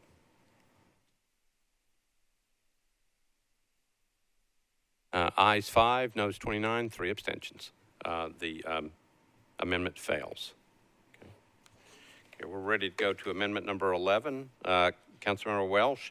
Let me go to Councilmember Allen for the committee report again. Thank you, Mr. Vice Mayor. Budget and Finance had 0 in favor, 8 against, and 4 not voting. All right, thank you. Councilmember Welsh, you're recognized on amendment number 11. Thank you, Mr. Vice Mayor. I'd like to withdraw. Okay, withdrawn. Thank you. We are on amendment number 12. This is by Councilmember Sledge. Councilmember Allen, committee report. Thank you, Mr. Vice Mayor. This was withdrawn in Budget and Finance. All right, Councilmember Sledge. Hold on just a second. There you go. Withdraw. This one's withdrawn, amendment number 12. All right, amendment number 13. Councilmember Allen, you're recognized. Thank you, Mr. Vice Mayor. Budget and Finance had 1 in favor, 6 against, and 5 not voting. All right, amendment number 13 is by Councilmember O'Connell and Sledge. Councilmember O'Connell, you're recognized. Thank you, Mr. President. I'd like to move approval of brief comment. All right, so I got a motion to approve, properly seconded. Back to you. Thank you. The mayor referred to this as a full recovery budget, and I don't see how we can possibly say that. Yet again, we are ignoring the recommendation of our own Civil Service Commission and foregoing a full 5% cost of living adjustment. The chair's substitute gets us closer than the mayor, but we're stopping short of a full COLA just as the cost of living has dramatically increased. Worse, unless this amendment passes, we'll leave here tonight having cut transit funding just as gas prices are hitting new highs. Transit is one of the most important investments we can make to empower people to lower their own cost of living and access more of the city. This is a very fully staffed budget. Across 2 fiscal years, we'll add nearly 1,000 full-time employees. Last year, we added 42 positions to the Nashville Department of Transportation, NDOT. This year, it's proposed that we add 45 more. What's striking to me is that I'm not seeing any transportation. My constituents are still asking for better sidewalks, more crosswalks, safer intersections, and more protected bikeways, but these projects are still too often stalled, not just in District 19, but across the city. And surprisingly few of the proposed staff increases are focused on actual transportation infrastructure delivery. Meanwhile, we are fully 5 years behind where we should be in building a frequent transit network. See the highlighted last page of the MTA WeGo letter on your desks. We've heard the phrase opportunistic funding over and over and over again, and yet all we do is pass up opportunities, and our streets are deadlier than ever. I do selectively propose to reduce full-time employees in multiple departments, all of which got multiple new positions. These are annotated in the letter on your desk. It's obviously unpopular to take away something from someone who thinks they're getting it, but transit users keep thinking we're going to give them better transit service, and we keep taking it away. People who want to be transit users keep thinking it will improve, and we keep not providing those improvements. When I was in a My City Academy class in 2014 with immigrant and refugee leaders, as a neighborhood leader at the time, they were stunned at our lack of transit. With more than 500 new employees proposed, delaying a few mostly duplicated roles while we confront the challenges the mayor alluded to won't be noticed by most Nashvillians. But accelerated capital projects and service improvements will be noticed by thousands of transit users. In committee, we heard many concerns about the 4% threshold. I'm willing to reduce the proposed amount of the reserve fund here right now on the floor just to get any additional transit funding if it would earn more votes. Regardless, I encourage colleagues to support this amendment to reduce both the cost of government over the long term as well as the cost of living sooner. All right, thank you, Councilmember O'Connell. Councilmember O'Connell is moving amendment number 13, properly seconded. Councilmember Hauser, do you wish to be recognized on this one? That was from before. Councilmember Pulley on this one? Councilmember Pulley, you're recognized. Thank you, Mr. Vice Mayor. We did hear from, we had a lot of discussion about the 4% fund. I do want to point out that there are a lot of other organizations mentioned in this amendment, and the amounts of money, even though they may appear small, are not insignificant to those specific organizations mentioned in this. We also heard from the MTA director who said he was prepared to, that the budget was provided to him in this budget is plenty sufficient to get him through this season. Although I do note that Councilmember O'Connell's concerns are not insignificant, and I do support his thinking here. I'm a little concerned about the funding mechanism that we're using for this. So for that reason, I'm not going to be supporting this amendment. Thank you. All right. Thank you, Councilmember Pulley. Councilmember Sledge. Thank you, Vice Mayor. Obviously, I'm supporting this amendment. Want to give folks who may not have been in budget a little bit of context to our conversation. It was mentioned some of the reasons we need to be that we are behind on transit funding. We need to be catching up on transit funding.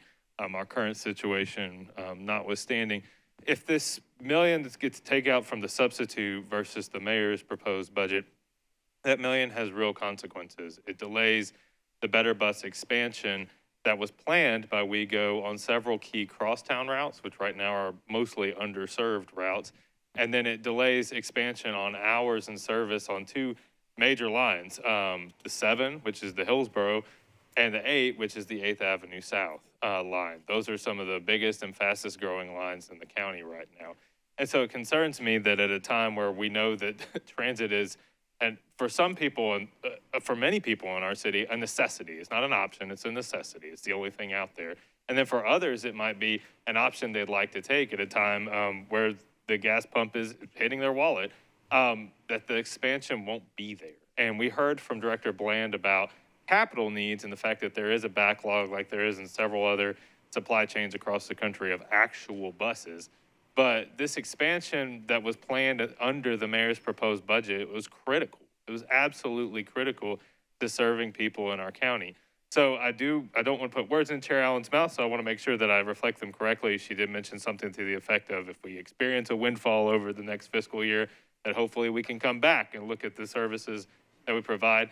I would hope also that other colleagues, if this amendment does not pass, that we will be paying very close attention to where our balances are and where our revenues are, and that when we have the opportunity to make this whole through a supplemental, that we need to take that opportunity and we need to do it as soon as possible. Because while WeGo starts implementing their Better Bus strategy and they leave out the lines that are so desperately needed, we need to catch back up, and then we need to get a lot further down the road. Thank you, Vice Mayor. All right, thank you. Councilmember Allen, your name was called. Do you want to be recognized? Thank you, Mr. Sledge. I had just made the remark that if we discover later on that there is funding, there are theoretically opportunities to make adjustments down the line. And Better Bus is such an important thing. And I've got constituents who are so excited that improvements have been made in the current line, and they're looking forward to that. So whatever we can do to support that growth down the line, in the long run, we need a dedicated source of funding, but we can't solve that tonight. All right. Councilmember Swope. Previous question. Councilmember Swope calls the previous question. We're voting on the previous question. All those in favor of the previous question say aye. Aye. Opposed, no. Previous question prevails. We are voting on amendment number 13. We'll try this one by voice vote. All in favor of amendment number 13 say aye. Aye. Opposed, no. No. Believe the noes have it. All right, so amendment number 13 is defeated. Okay. We are on amendment number 14. This is by Council Members Porterfield, Toombs, Taylor, and others. Councilmember Allen, you're recognized for the vote on this one. Thank you, Mr. Vice Mayor. Budget and Finance had 2 in favor, 3 against, and 4 not voting. All right, thank you. Councilmember Porterfield, you're recognized on amendment number 14. Thank you, Vice Mayor. Point of order. There was a late filed amendment that was supposed to come before amendment 14. So am I able to run my late file first?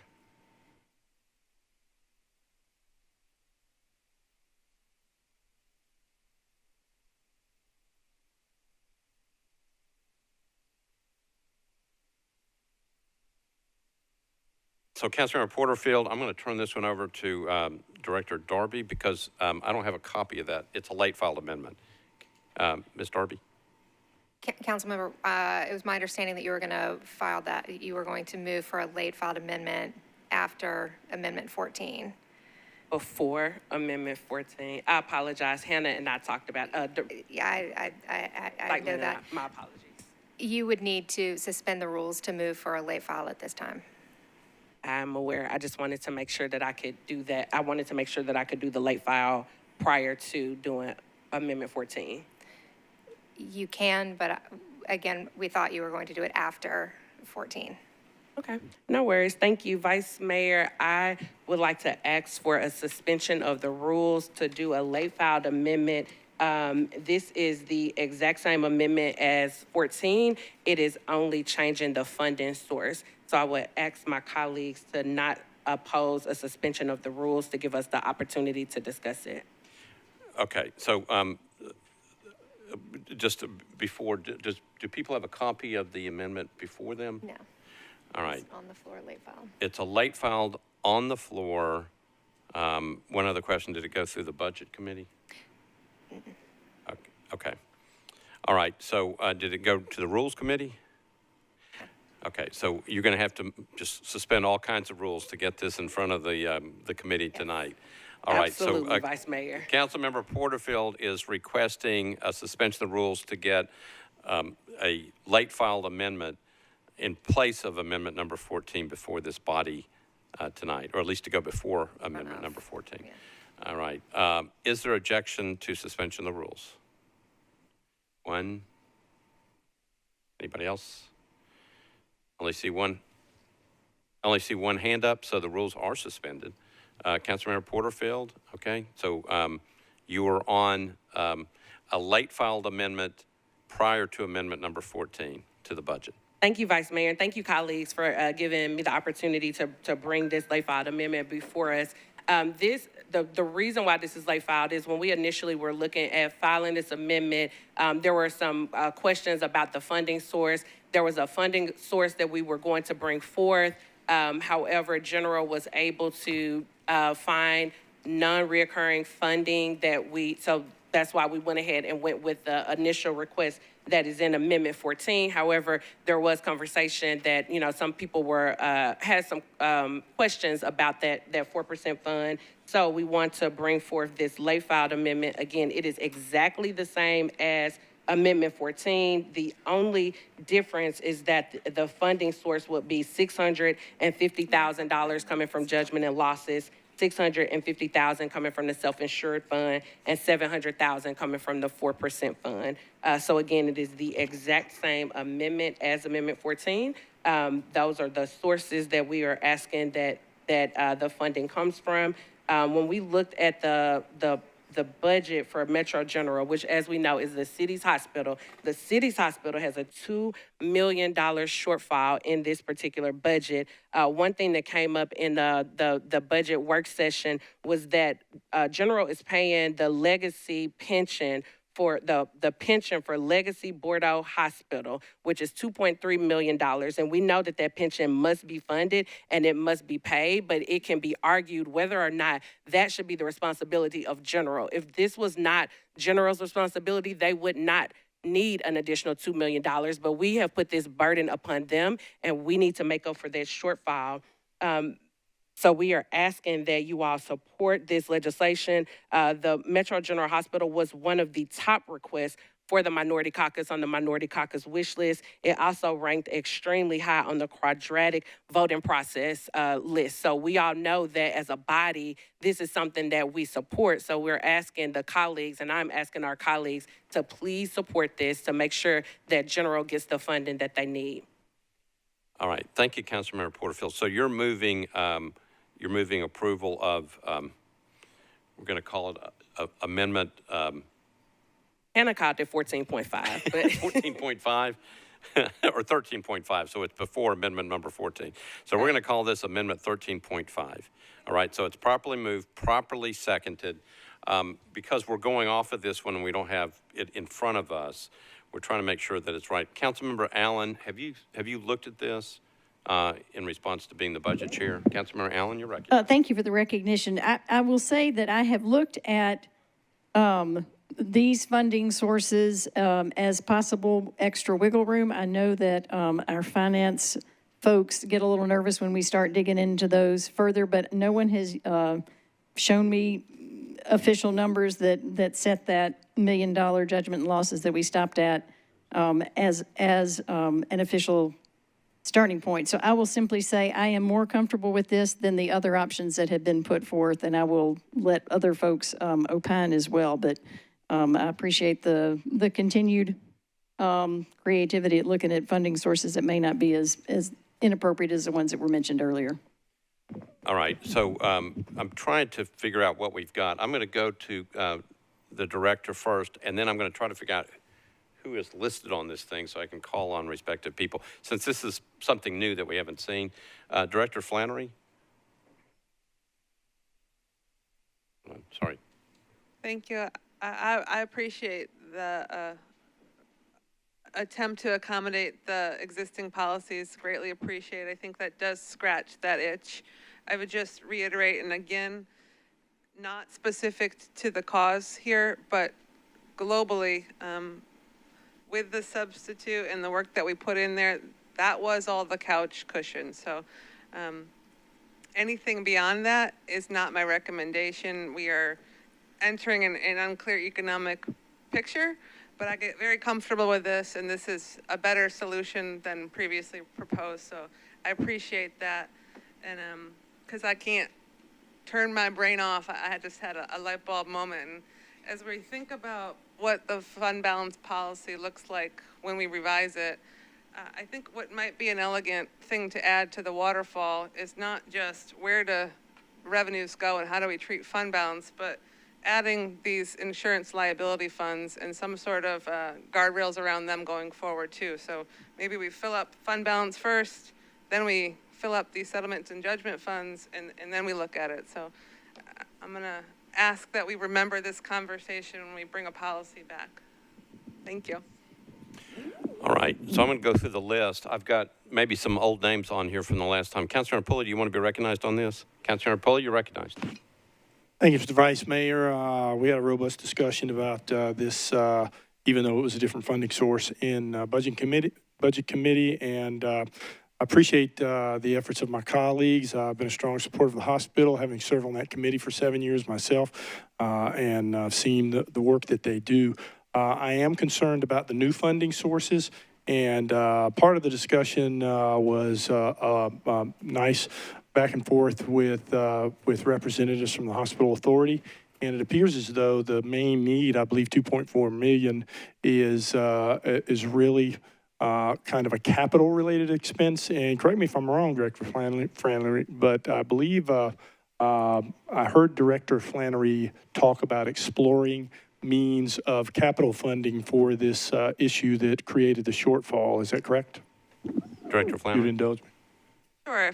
For every department and partner, we fund capital through the CSP program or the 4%. If we wanted to contemplate something for this, it would have, unfortunately, we just did the CIB, so it would need to go through that process again.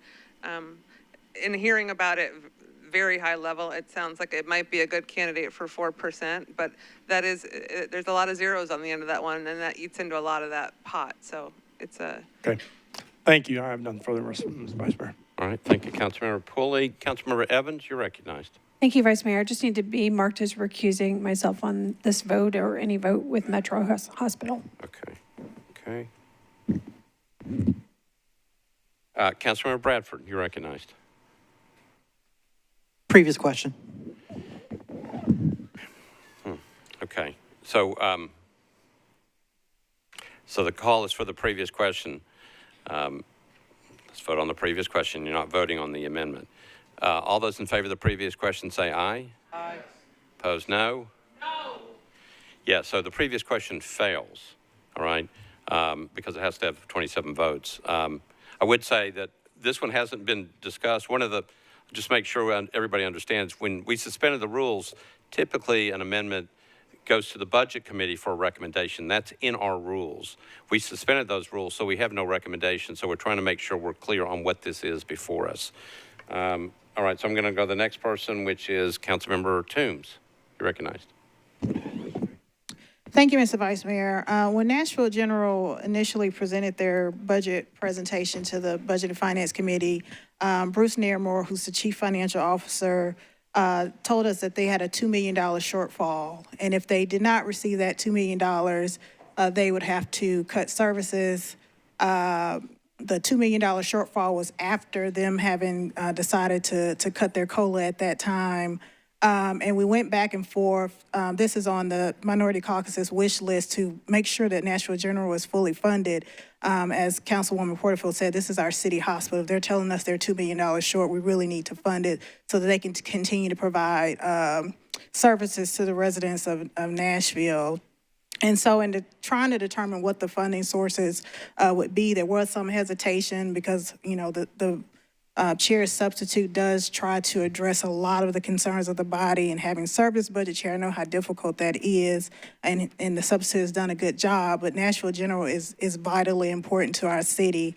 And so in trying to find funding sources, we looked at, you know, what non-recurring sources could be pulled out of Nashville General's budget so that it would fit the policy regarding the fund balance, and that's where the $2.4 million from the IT services comes from. But Nashville General has a lot of issues within their budget, regardless of whether you pull out non-recurring expenses and try to use that fund balance to pay those, or you look at their recurring operating expenses. The point is they have a $2 million shortfall, and this is our city's hospital.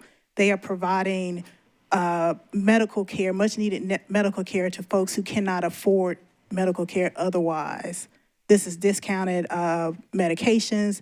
This is food from the food pharmacy. This is diabetic treatment. They make sure that you receive holistic treatment, whether you can afford it or not. So we need to take care of our city's hospital and bridge that gap. Okay. Thank you, Councilmember. Councilmember Mendez. Thanks. So to start, I guess I didn't realize at first we were listening to an oral amendment to the budget, and I didn't catch the numbers or the sources.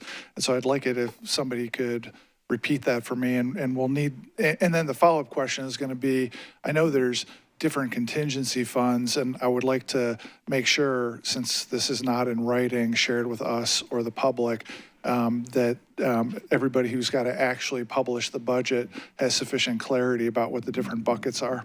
Thank you, Councilor Mendez. Members of the council, ladies and gentlemen, and I'm looking at Councilor Mendez, I don't know if I've ever had one on the floor like this before. I mean, in some of the wacky ones at the end of last term, there were multiple verbal amendments of verbal amendments. But it, you know, like we're trying to create some sort of record here. And, right. And I'm like, I just didn't catch the numbers of the sources. I'm going to go back to Councilmember Porterfield. That's why we're trying to be careful to make sure we've got this right. Councilmember Porterfield, I'm going to recognize you, and if you can answer Councilmember Mendez's questions. Absolutely. Thank you so very much, Vice Mayor. And when checking with, is it Vice Director Zeitlin? Hannah Zeitlin, I don't know her title. When checking with Hannah and Director Darby on the appropriate way to amend an amendment on the floor, I was advised that this was the best way to try to do it. So, you know, I know that this is not a typical way, but we did want to make sure that we are speaking to the necessity of this amendment.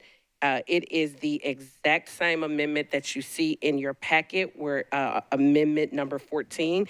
The only difference is where it says undesignated fund balance for the $2 million. It is now coming from judgment and losses, $650,000. The self-insured fund, $650,000. And the 4% fund, $700,000. Councilmember Mendez. Thanks, I appreciate that. And then I guess the follow-up question is toward Director Flannery about the use of $700,000 more of 4% funds. Will that, there was talk during Budget and Finance Committee about if Councilmember O'Connell's passed, that it would delay the next 4% piece of legislation, and you'd have to rethink the timing and the scope of that. And I just would like to ask whether that same issue would exist with using 700,000 in this way. So I was looking for my cheat sheet that I can't find when I need it, but I think that right now we're at about 4. The 4% is really funded about 4.5. This would put us in about the 4.4% neighborhood, and the paper that we're bringing on Friday is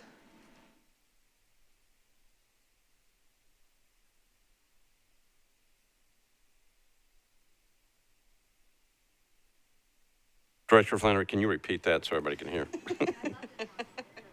Sure, go ahead. Ms. Wilson, you're recognized. Yes, hi. I think the paper you were asking about is about 21 million that'll be coming this year. It's the the final paper for the FY22 allocation, in which we actually successfully funded that at 5%. And we've been able to, along with supplemental funding, reduce our fleet backlog. And we've been able to fully fund for the first time in years the library's needs for books and materials. We've been able to fund all of our winter weather equipment needs and NDOT.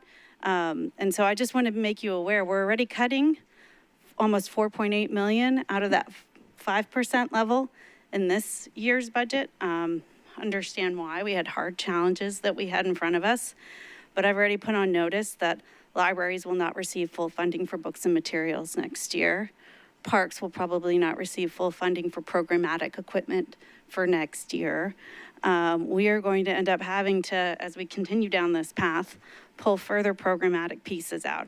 Our priority always is going to be safety first, contractual requirements second. This was all outlined in the fact sheets you all had on 4% funding, contractual second, and then we try to make sure we have productivity in place, right? We have a lot of employees we're hiring. We need to make sure they have computers and equipment, office furniture to work from.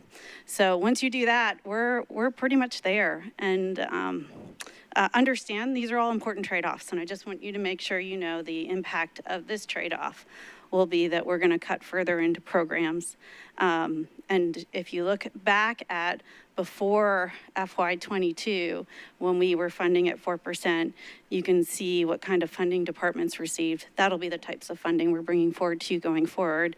It's how we got into having some pretty significant backlogs and contributed to our deferred maintenance problems. Councilor Mendez. I know my time's over, so I'll just ask one quick question. I mean, I definitely appreciate the we really, really hate it vibe and totally agree. But like in the weeds on the 700,000, you know, when there was talk a couple hours ago about a $5 million extra hit on the 4% funds, Director Flannery was clear that that would result in a delay in reassessment of the next 4% fund legislation. And, you know, 700,000 is different than 5 million. And so does that still cause a delay?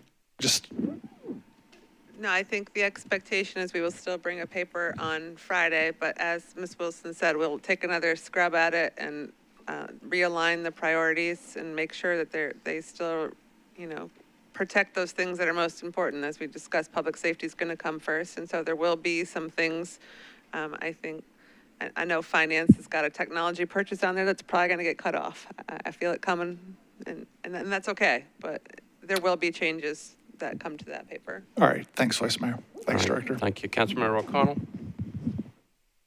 Thank you, Mr. President. I think Councilmember Mendez got to a lot of my questions. I'm still without something in front of me. I think my big question right now is, you know, between these two, am I trying to decide that the administration or finance would prefer one to the other? Like, is one less bad? It's just hard to tell from the analysis right now. So I didn't know if the analysis favored one of these. I understand it sounded like the sponsor brought this as a potentially preferable alternative, and I just want to understand where the analysis is.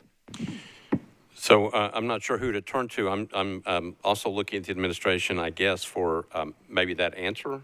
Councilmember O'Connell, is that sort of what you're looking for? I think because we don't have anything in front of us, we're trying to figure out whether this is okay. But yeah, basically, is this better than what was filed? Sure.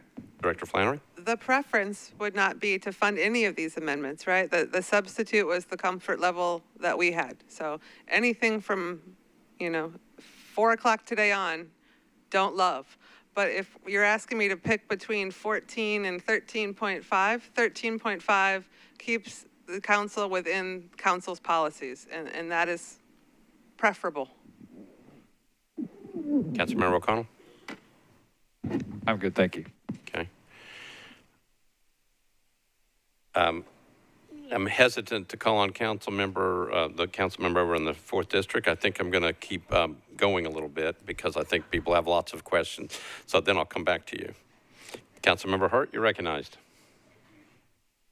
Thank you, Mr. President. I just wanted to stand and say that the Nashville General Hospital and the city of Nashville has a charter agreement in order to take care of this essential hospital.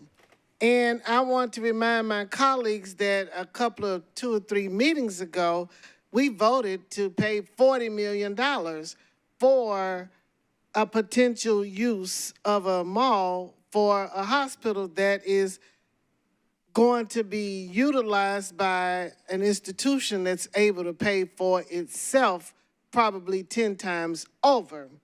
And we will be serving people who cannot pay for their own insurance, but they still need to help. And it is our responsibility and obligation to do so. And historically, I can say that when Nashville General Hospital was on Hermitage Avenue, the financial woes that we are having while it is on Albion were not in existence.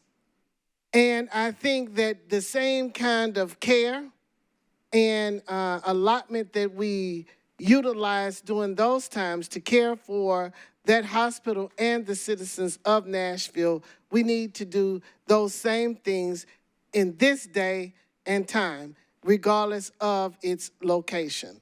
It has been stated that the $700,000 is a much different amount. There has been some compromise and collaborative discussion to find a better funding source to help with this cause. I urge all of our colleagues to do the right thing and make sure that every Nashvilleian has health care, and vote yes for this amendment. All right, thank you, Councilmember Hart. Got Councilmember Vercher. I'll be brief. I was back here scratching my head. Thank you for letting us know that. Vice Mayor, every budget cycle, we're scraping and clawing for General Hospital. At some point as a city, we're going to have to say, 1, we are serious about public health, and 2, we are serious about what is ours. General Hospital is ours. This is what we know. We still got the residuals of COVID, even during COVID. We know the communities that General Hospital, they were impacted more than some of the communities here that some of us actually represent, right? And talking to community leaders, Senator Gilmore, every budget cycle, I'll go back to this, every budget cycle, we got to do this back and forth at General Hospital. Every budget cycle, been on council 7 years. Talk to other community leaders, talk to Senator Gilmore. It was an issue when she was on council. You talked to Ludi Waters. It was an issue when he was on council. At some point, we have to stop this. When the community come before us and they're talking about these structural systems, that infringe and oppress on certain communities. Healthcare is one of them, Vice Mayor. Colleagues, I hope next year during budget time, whomever the budget chair is, and I hope the mayor hear this too, let's not have this body go before this. Let's not keep creating uncertainty for our hospital. We're supposed to be the healthcare capital of the world. And every budget year, we got to do this debate, this song and dance on a nickel and dime General Hospital every year. It shouldn't be like that. If we're gonna talk about core services, public safety, education, heard the mayor speak, he did not mention healthcare. And for communities of color, all those are impactful for our quality of life. So colleagues, let's support this. I know it is unorthodox. I've been budget chair 2 consecutive years when we didn't have any money, but that's a whole nother conversation. Now we're funding our priorities. This is our opportunity as a body to be on record of what we value. And it can't just solely be just education, and I'm not knocking some of your other priorities, the sidewalks and all the greenways and all that. I love those things too. But healthcare is critical for our community. I ask for your support in this, colleagues. Thank you so much. All right, thank you, Councilmember Bircher. Councilmember Porterfield, you've spoken before. I've got some people who haven't spoken yet, so I'll come back to you. Councilmember Young? Previous question. Well, I would have come back with All right, so Councilmember Young has called the previous question. We'll try it again. All those in favor of the previous question say aye. Aye. Opposed, no? No. Previous question prevails. So we are on the amendment. We're on Amendment 13.5, all right? I'm going to try it by voice vote first, all right? So we're voting on Amendment 13.5. All those in favor of the amendment 13.5 say aye. Aye. Opposed, no? No. That one's close enough. All right, so we're going to go on the board. It's a majority vote, but just to be on the safe side, we're going to do this one on the board. I don't know if you can put Amendment 13.5 up there. It's actually 13.5. We haven't gotten to Amendment 14 yet. Okay.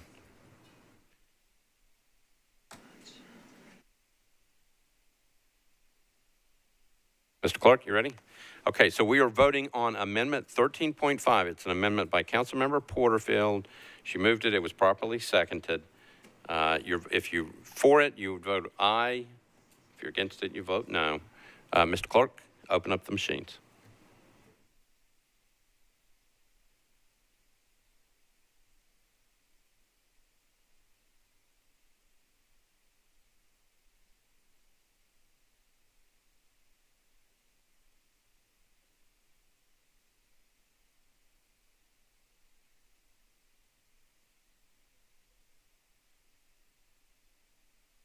Ready? Mr. Clerk, close machines, take the vote. Ayes 22, noes 12, 1 abstention.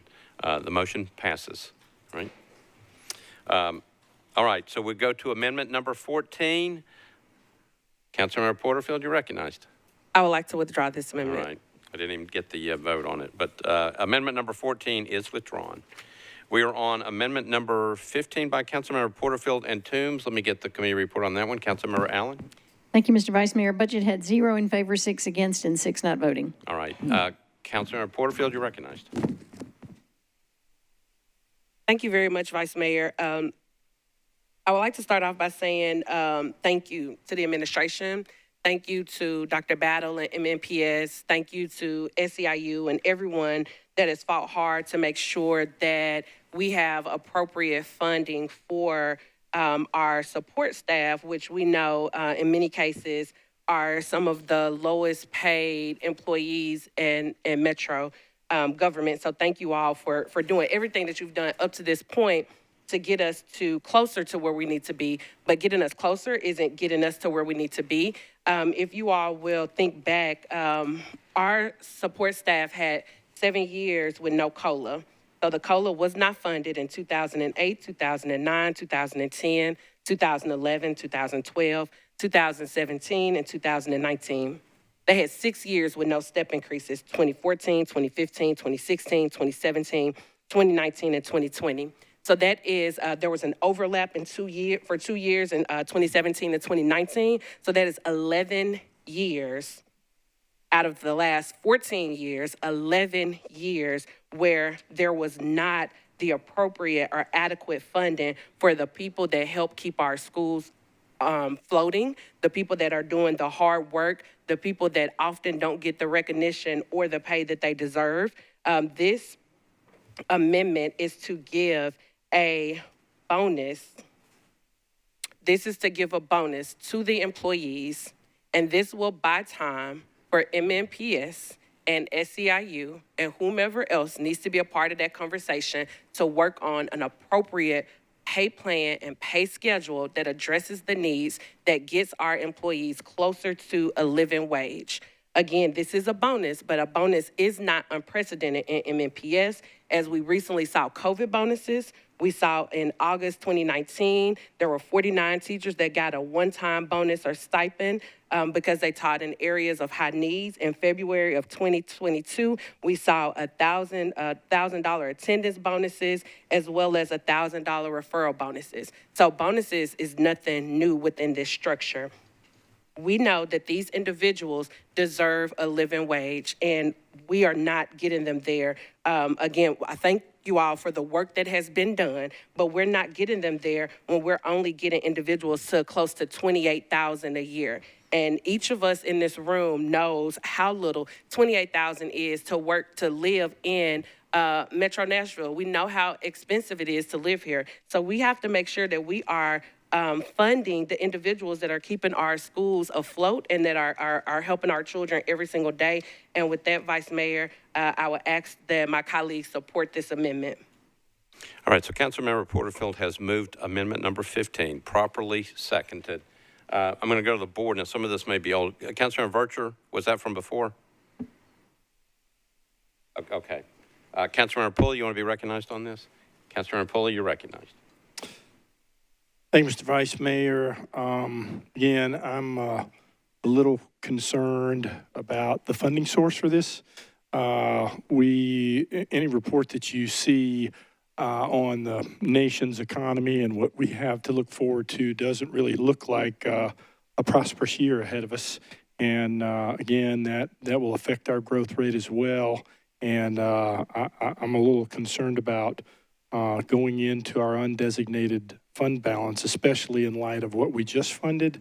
So I appreciate the work of my colleague, and we have funded raises pretty significantly in the schools in this budget, and so for the concern I have about the funding source here, I'm not going to be supporting this this amendment, and I'd urge my colleagues to think about that. Thank you very much. All right. Councilmember Sepulveda. Thank you, Vice Mayor. I am rising in support of this amendment along with my colleague here who we know was in our Metro Public Schools not too long ago teaching and supporting, I was in our Metro Public Schools a couple of years ago now, and I spent the entirety of my schooling from kindergarten to senior year watching a lot of our employees and all of the hard work they do. It is embarrassing that our support staff, that our Metro employees don't make a living wage here in this city where we have so much money coming in from tourism. We can't even have our support staff afford to live in our county. They work in our county, but they can't live here. How many people came to us during the public hearing telling us that they are contemplating leaving the county, or that they already left the county, or that they're thinking about quitting? What are we going to do when we don't have people who are willing to take these jobs because we don't pay them well? That's unacceptable, and I think it is important that we vote in favor of this, give our staff a living wage, and do better. Okay, thank you, Councilmember. Councilmember Toombs, you're recognized. Thank you, Mr. Vice Mayor. I understand colleagues' concerns about using fund balance. I understand the economic times that we find ourselves in. When I served as vice chair under Councilman Mendez, in terms of fund balance, the city was hanging by a thread, and we've come a long way since then. But looking at possible uncertain times ahead, who do we think is better able to weather those uncertain times? A city government with a $3 billion budget and nearly $400 million in a reserve fund, or someone making $28,000 a year in Nashville? We need to make sure that our employees are paid a living wage. It takes $80,000 to live comfortably in Nashville, and we're debating whether or not to get people up to $30,000. We need to do the right thing, colleagues, and please support this amendment.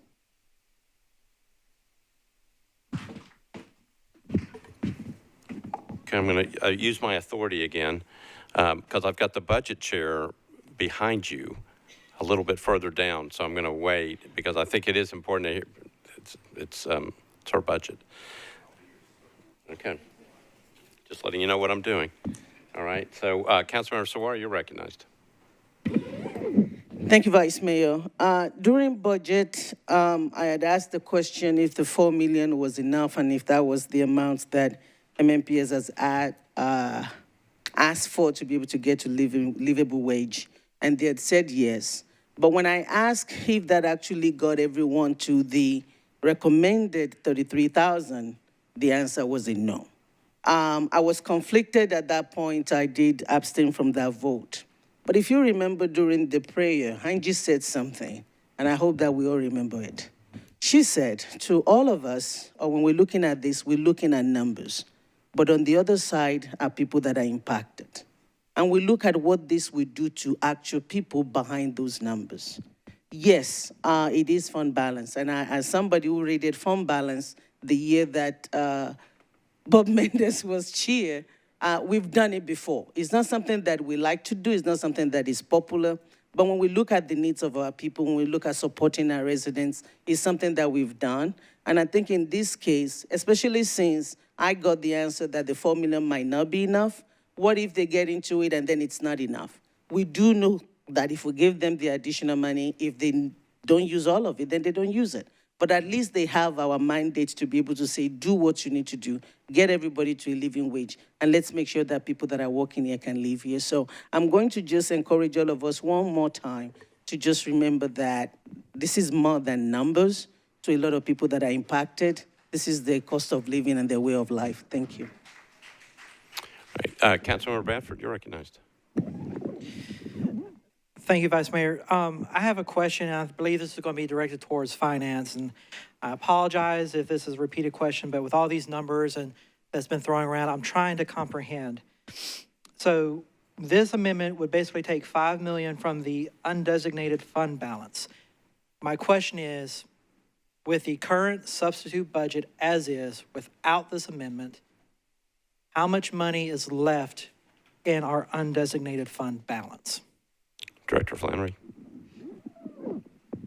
You just broke the thing. It's okay. I'll buy you a new one. Thank you. So there is, as of June 30th, 2021, in the three funds, which is GSD, USD, and schools, there is $378.8 million. The substitute contemplates 9, I think, so call it $370 million. So we're looking at right now $370 million in our reserve fund to help get us through any potential rainy day, and that's not taking into consideration any revenue coming in for this year, because if I understand the conversation of budget and finance earlier, we won't really know any good numbers for this year until the end of this month, correct? So we're going off of last year's certified number. That's correct. So, you know, I share concerns. I don't like the idea of rating from our savings account, because that's what got us in the position 3 years ago, where we fought for 3 years in a row to try and get an appropriate tax rate to get our city out of the hole we dug ourselves in. But a couple years ago, when we did finally pass a budget with a tax increase, it was because we had no reserve funds left. We had bled the piggy bank dry. I don't see a problem with taking the $5 million and providing support for our support staff. It's not like this is to help the people who are helping keep our city running. We are not in a financial hole because we gave out millions of dollars in tax incentives to businesses that don't pay their fair share of taxes. We have done due diligence. We have repaired our finances. We are building our savings account. We unfortunately were not expecting to have to fill a $26 million hole in MMPS budget because the state shortchanged us. Had that not happened, I think a lot of these amendments, a lot of these discussions we would not be having. But unfortunately, this is where we're at. So I don't like taking money from the reserves, but as we've just explained, it's not like we're wiping out the piggy bank. And I think our support staff deserve this investment because they have invested so much in our city, our teachers, and our students. So I urge my colleagues to support this amendment. All right, thank you, Councilmember. So Councilmember Porterfield, again, you've already spoken on this, so I got to go to Councilmember Allen. Thank you, Mr. Vice Chair. This is a tough decision. I'm a numbers person, so I'm going to run some numbers again. First is the budget that we started with had $92 million in it for raises for MNPS employees. Last year, we made our teachers the best paid in the state, and we had a promise to come back and to have similar significant raises for support staff this year. That budget focused on 3 target categories of support staff, which was the nutrition workers, the bus drivers, and the paraprofessionals. And that's a big chunk of the support staff, but it's not all of them. And we heard loud and clear that all of our support staff deserve a living wage. And we've heard from MIT that's $18 an hour. There is the issue that some people only work for 10 months, but we've heard tonight that those people have the opportunity to work the other 2 months for someone else. MNPS has jobs that they can work for. It may not necessarily be the same wage. That's not ideal. But I think it's important to understand that the substitute budget does have $4 million in there to go above and ensure that every one of those support staff are earning that minimum, that living wage.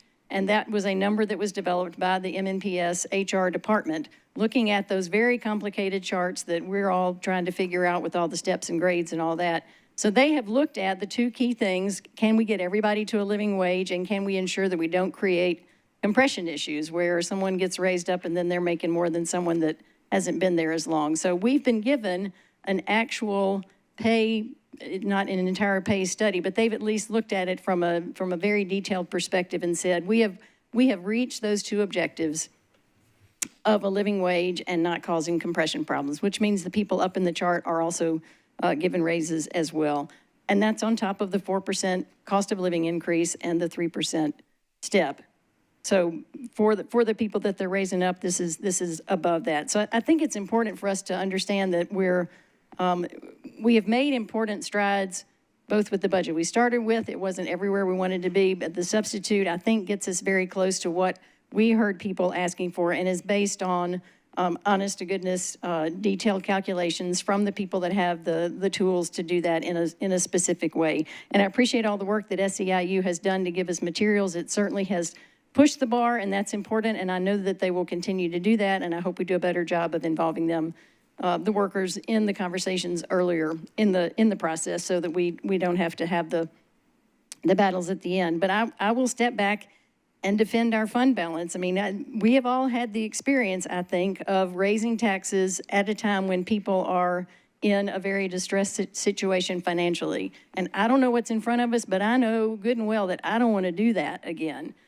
We have the opportunity to put away the 2 to 3 months operating fund balance that is recommended by good general principles, and the purpose of doing that is so if something comes along like a recession or a pandemic or a bombing or a tornado, and we know those things happen, that we haven't given everything away one little bit at a time for very good causes. Everything we've talked about tonight is a very good cause.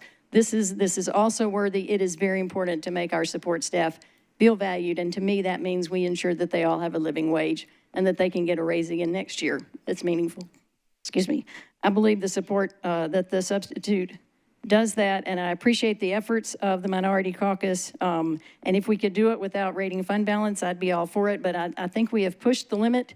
I think we did a great thing with Nashville General, and I'm not comfortable with going further into further pushing that limit. So as much as I appreciate all the effort that's going into this, I'm not going to be able to support this one. Thank you, Councilmember. Councilmember Cash. Thank you, Chair. I want to make sure I understand something that Chair Allen just said. So 4 million, Metro has said that 4 million that's in the substitute budget gets these employees that we're talking about to a living wage. Is that? Councilmember Allen? I want to make sure I understand. Because we were talking about 9 million, and I thought I heard that it was 10 million that would get them to living wage. Councilmember Allen. My understanding is that 10 million was, if we do the math the way that we understand it has been described from the union recommendation, that actually if we apply the formula they suggested, that will take 10 million to do the formula that they did. But what I had requested from them is, can you look at your chart and show me what it takes to get everyone to a living wage and then to bump up the people above them so that then everyone gets a meaningful raise in future years as well to avoid that compression. That's my understanding. Okay, thanks. I believe that this money in this amendment is not icing on the cake for these hard workers. This is the flour and the eggs for the cake. We're not talking about icing on the cake yet. And I am nervous about taking this from the fund balance. And here's part of my concern, is that we've given the school board 92 million more than last year. We've then billed a hole of $22.6 million. And I don't know that the state was doing us wrong as much as something happened and they're predicting a drop in enrollment, or we weren't sure about how the how from 2 years ago, when numbers started to drop with COVID, we were going to have to realize those student losses. But so we've given a bunch more, and I don't know. I feel like we're here doing the school board's job. They should be the ones that are prioritizing their employees. So I want to support this, but I have real concerns, and what we need to do and what everybody needs to do is make sure that these employees are number one on the school board members' agenda. And so I think I'm gonna support this, but next year we need to do this differently. We need to get the school board to do the school board's job. Thanks. Councilmember Mendez. Thanks. Probably not a surprise to anybody that I'm opposed to using fund balance in this way.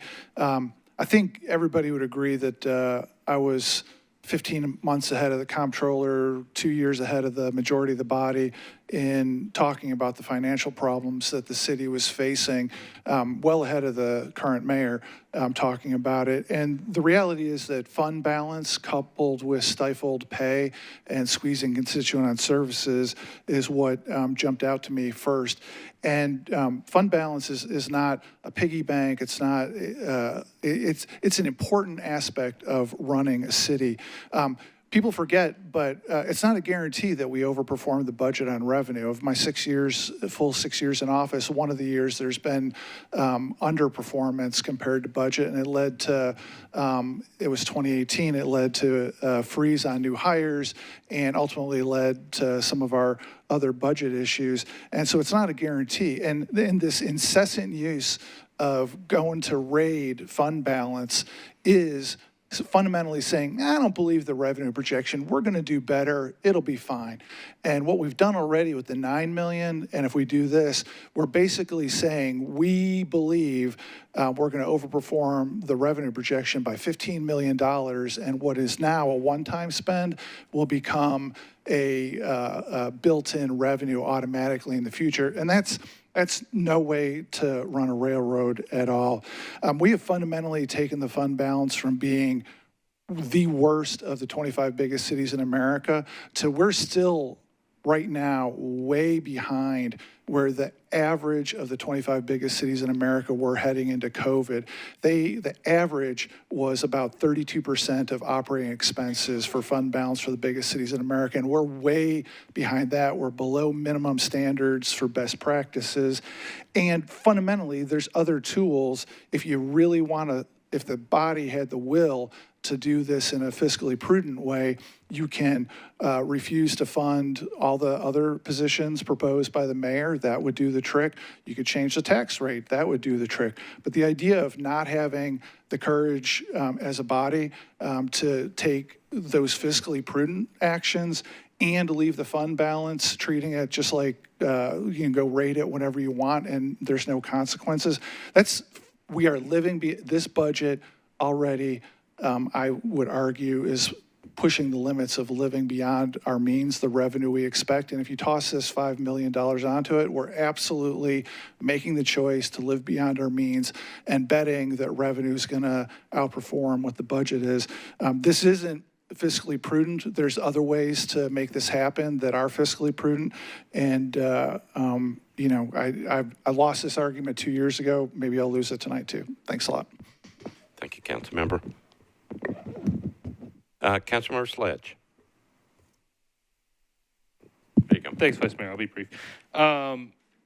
So we've been talking a lot about funds, and I just wanted to try to bring it back to people and the number of people that this would impact. So depending on what the school board does, I believe what we're talking about is somewhere in the 3,500 to 4,000 people range. So if you're a district council member like me, that's 20% of your district. So if you were sitting here with a vote tonight saying you have the opportunity to make the lives of 20% of your district better with one vote, what are you going to do? That's the argument I think we're having here. I get all the fun stuff. I get all the economic stuff. You get one vote to make 20% of your district better. What are you going to do? Thanks, Vice Mayor. Councilmember Hart. Yes, Vice Mayor, thank you so much. My question is there any way that we can guarantee that the money that is given is utilized for the purpose for which we are stating? Once we give it to the schools, is it their choice to put it where they want to? I'm going to refer that to Ms. Darby. There's actually a contingency on this that the school board has to approve the bonuses for the support staff and provide documentation of the plan to provide the bonuses to the director of finance before any funds are released. So so we're talking about bonuses. I didn't get this. Is it going to be a certain amount? Is it a certain percentage of bonus, or is it just going to be a straight? Go ahead. Oh, sorry, I didn't mean to cut you off. The amendment includes $5 million worth of support staff bonus payments. The school board will be the entity that determines how those bonus payments are calculated or paid to support staff. And then once they have put that plan into place, then they provide that support documentation to the finance director, who can then release the funds under the way the amendment is written. Is there a timeline associated with it? No, there's not in the amendment. Okay, thank you. Mm-hmm. Thank you, Councilmember Hart. Councilmember Vercher. Thank you, Vice Mayor. Just for the viewing audience, so if someone can tell us where we are overall, or what we're going to be voting on, the Metro budget, and it's just for this conversation, because we're talking about this amendment for MMPS, the total budget for Metro government, and the total allocation for MMPS, including debt service in relation to the total budget that we're going to be voting on. Does that make sense? Yeah, are you looking for the percentage? Just roughly. No, this is just for the viewing audience. Like we know what it is, But these amendments, we've been talking about $5 million here. Chair talked about what was given. Another council member talked about historically what we gave over the past. I just think just for the viewing audience for tonight, and with all these amendments and the work that we're trying to do to help the workers, it just puts it in proper context as to the overall amounts that we're dealing with. Like, we know we're voting on a $2 billion budget, and we know that. I'll let someone from They're administration. trying to figure this out. I'm looking at either Ms. Darby Just roughly, Director. Director Flannery, you're on. Sure. So in the substitute, the school's operating proposed budget is 1.105.5 billion. School's debt service is 65.58 million. And then we are contemplating an additional 5 million. So that would bring that 1.105.5 to 1.105.9. And then what you ask me, the total budget? Yeah, our total. So you're basically saying of the total 2 billion, schools is getting a little over 1 billion and some change? Yeah, so the total proposed is 2.95 and schools of 1.1 of that, so about a third. Thank you so much. I think it's very important for the public to realize that when we're talking about our funding for our schools and our funding for our other departments, how it relates to the overall total budget for the city. Thank you. Okay, thank you, Councilmember.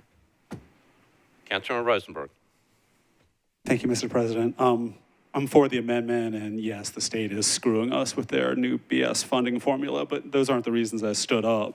Ms. Darby, did you say that we can put contingencies on money that we give to Metro schools?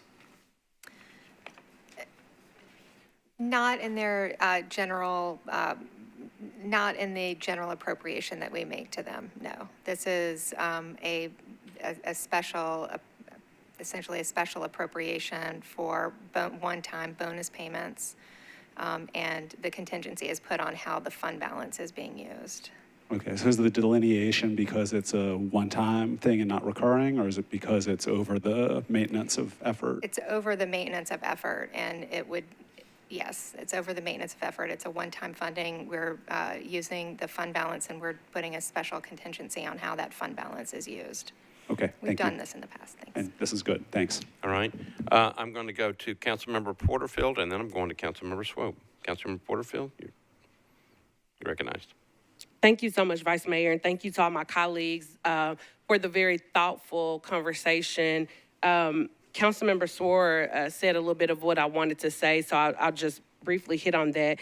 At the beginning of our night, the mayor talked about inflation. He talked about rising interest rates. And Councilmember Toombs made a really great point. Who does that impact the most? And what we know is that that impacts our lowest paid employees. The invocation in the prayer, she said something along the lines of see past the dollar signs and see the humanity in the faces. So I'm going to ask you to turn around and look at the faces of the employees that we are fighting to get funding for. And it is easy for us to sit here and say that we don't need to take $5 million from the fund balance. Our director just told us that there are $370 million left in that fund balance after we hit that $9 million. So $5 million out of $370 million, we're talking about less than 0.02% of that fund balance. We're talking about 0.0135% of the fund balance if we are reducing this by $5 million.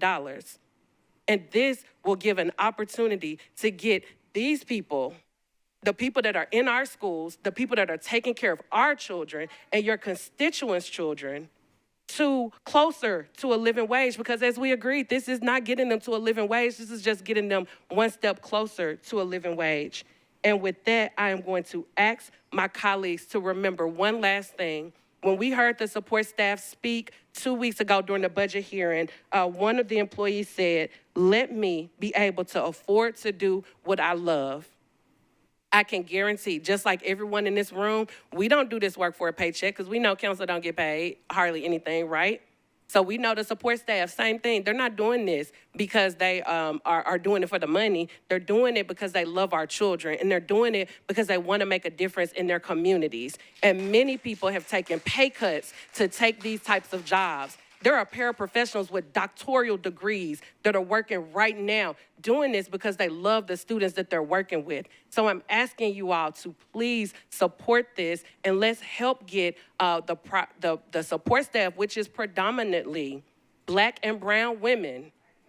And this is supported by our minority caucus. This was high on the wish list. This was high on the quadratic formula. So we know that the body wants to do it. So I'm asking you all to please support this amendment. Thank you.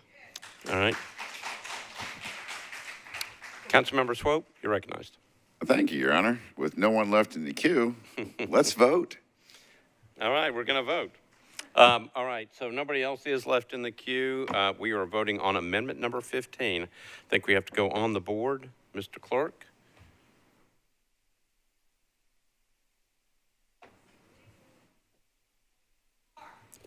Okay, so we are getting ready to vote. So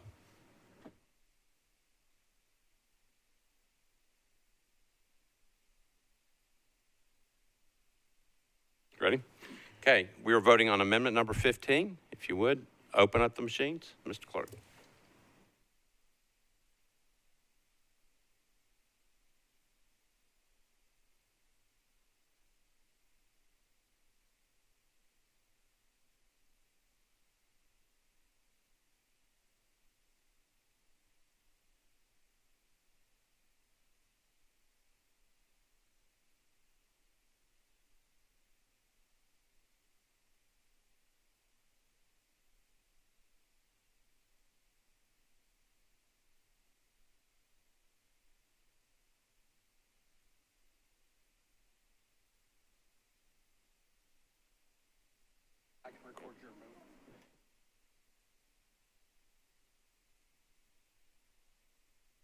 Okay. Mr. Clerk, close the machines, take the vote. Ayes 25, noes 12, one abstention. All right, so the motion passes. All right, we'll go on to, we're going to go on. We have two late filed amendments. The first one is by Councilmember Sawara. So Councilmember Sawara, you're recognized on what I'm going to call amendment number 16. All right, hold on. Thank you, Vice Mayor. I would like to move for suspension of the rules. This amendment is adding two positions to the COB, and I hope that nobody objects to at least getting the conversation on the floor. All right, so did this one go to the Rules Committee? Yes, it did. All right, Councilmember Vercher? There's no objections, Vice Mayor. All right, so Councilmember Sawara has moved for suspension of the rules to get a late filed budget amendment. All amendments have to be filed properly. This one's late filed. That's why it had to go to the rules, so there would have to be a suspension of the rules. Is there any objections to suspension of the rules to get this one before us tonight? I see one hand, two hand. So this one cannot be considered by the council. We have one last one. This is amendment number, what I would call amendment number 17 by Councilmember O'Connell.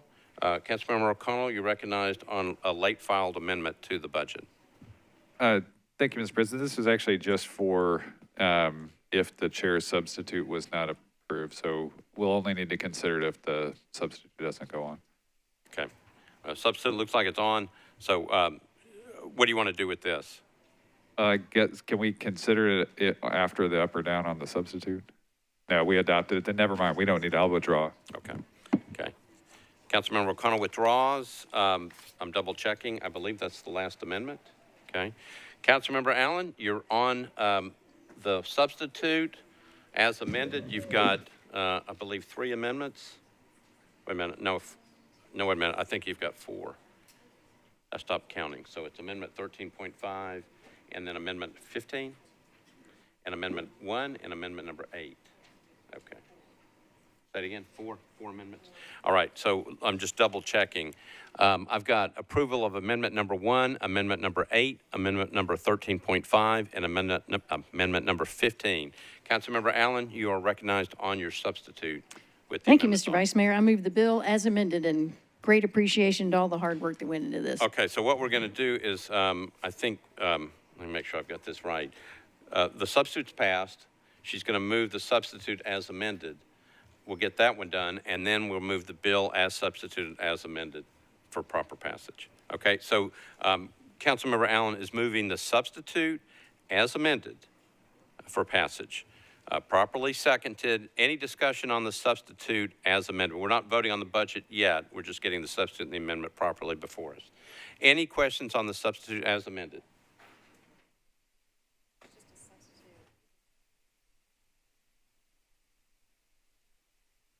Will that pass the budget? Substitute and the amendment. We used to do it.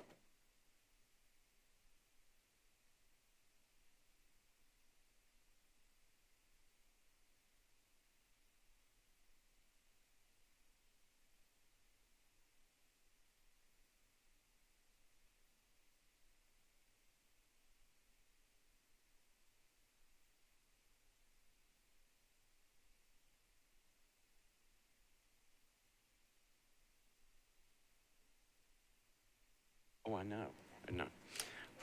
All right, we're just making sure we've got this right. In the past, what we've done is we've always voted for the substitute as amended to get it properly before us, and then we pass the bill, the budget as substituted as amended for final passage. So just to be on the safe side, I think I want to do that.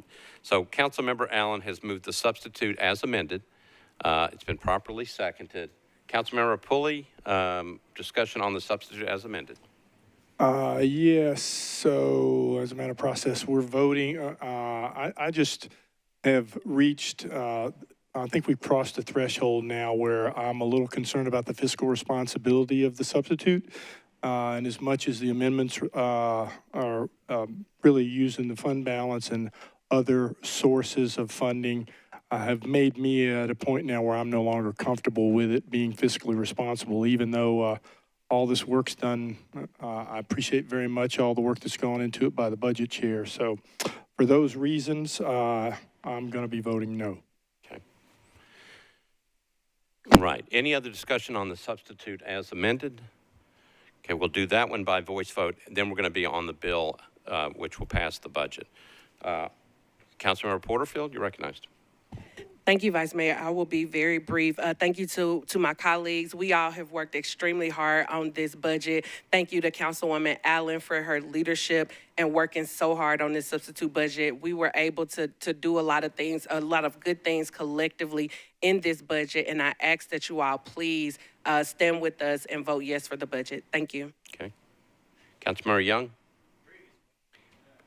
Previous question, you were the last one in the queue. Excellent. All right, so this is just again on the substitute as amended to make sure we've got all these pieces right. But we're voting on the previous question first. All in favor of the previous question, say aye. Aye. Opposed, no. We're on the substitute as amended. All in favor of the substitute as amended, say aye. Aye. Opposed, no.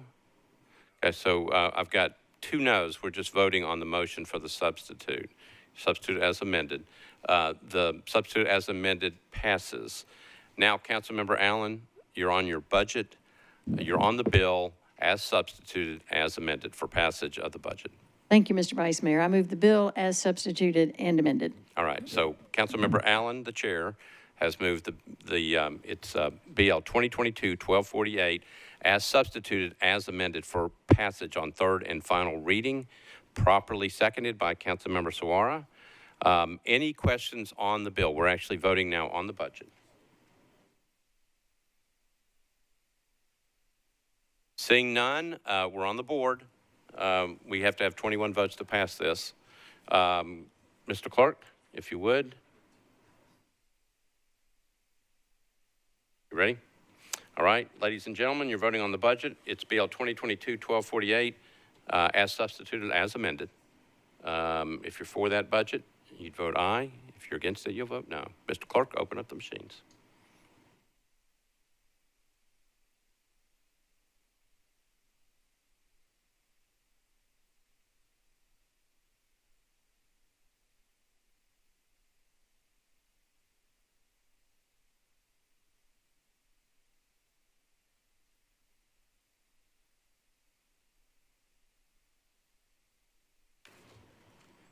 Everybody in? All right, Mr. Clerk, close machines, take the vote. Ayes 31, noes 3, 0 abstentions. The budget passes. Okay. And let's get the tax levy taken care of. That is item number 68 in your calendar.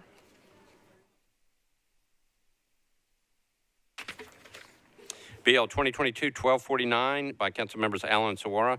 Ordinance establishing the tax levy in the General Services District for the fiscal year 2022-2023, declaring the amount required for the annual operating budget of the Urban Services District pursuant to Section 6.07 of the Metropolitan Charter. Councilmember Allen, you're recognized. Thank you, Mr. Vice Mayor. I don't believe we have any committee reports on this, so I'll move for approval. All right, Councilmember Allen has moved for approval of the tax levy, properly seconded by Councilmember Sawara. Any discussions on BL 2022-1249? Seeing none, we're ready to vote. I think we're on the board. Mr. Clerk, if you would.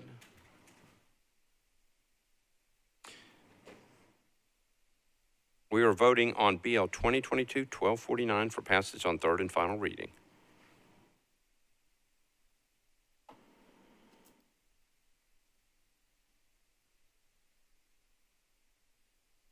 All right, Mr. Clerk, open up the machines.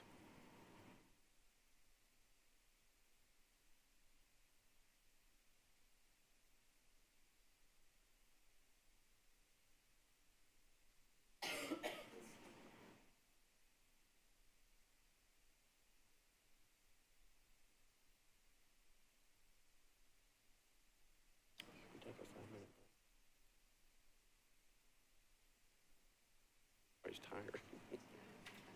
Huh? You're tired.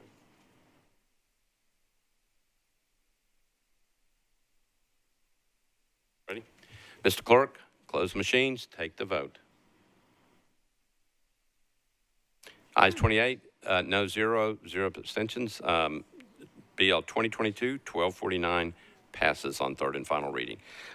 Ladies and gentlemen, I know that we have some resolutions and things that are coming up, but I do think we need to take the time to thank our budget chair, Berkeley Allen, for all the hard work that she put into this.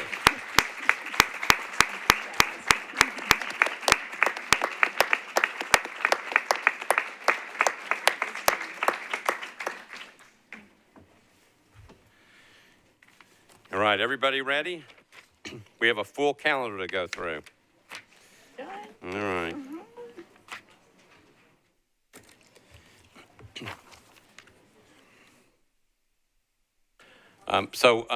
I know this is dangerous. Does everybody want to take a 10-minute break? Yes! All right, so it is 9:20. We are going to stand in recess until 9:30. All right. Started. A lot of these things, a lot of the bills on the resolutions and on second and third are on consent. So just stay with me and we can get through this fairly quickly. If you were calling out numbers. All right, I'm going to go through the items that are on the consent resolution, and this is on the consent agenda. So item number 1, RS 2022-1509 is on consent. The next couple of bills have amendments, so they're not on consent. Okay. 1556 is on consent. Okay, hang with me. 1557, 1578, 1585, 1586, 1587, 1588, all on consent. 1589 is on consent. 1591 is on consent. You want to pull that one? Okay. 1591 is no longer on consent. It had a short life on consent. Thank you, Councilmember Young. 1592 is on consent. 1593 is on consent. 1594 is on consent.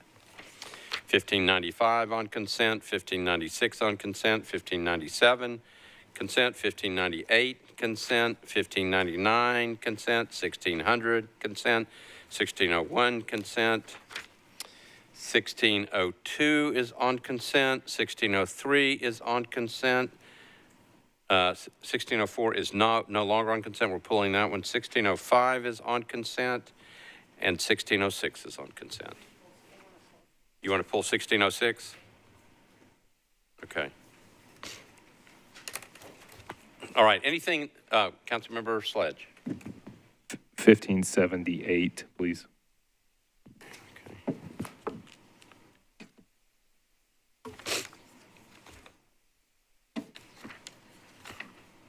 Okay. So item number 7, 1578 is not on consent. Anything else needs to be bumped off? All right. First one up, RS 2022-1509 by Withers, Allen, and Stiles.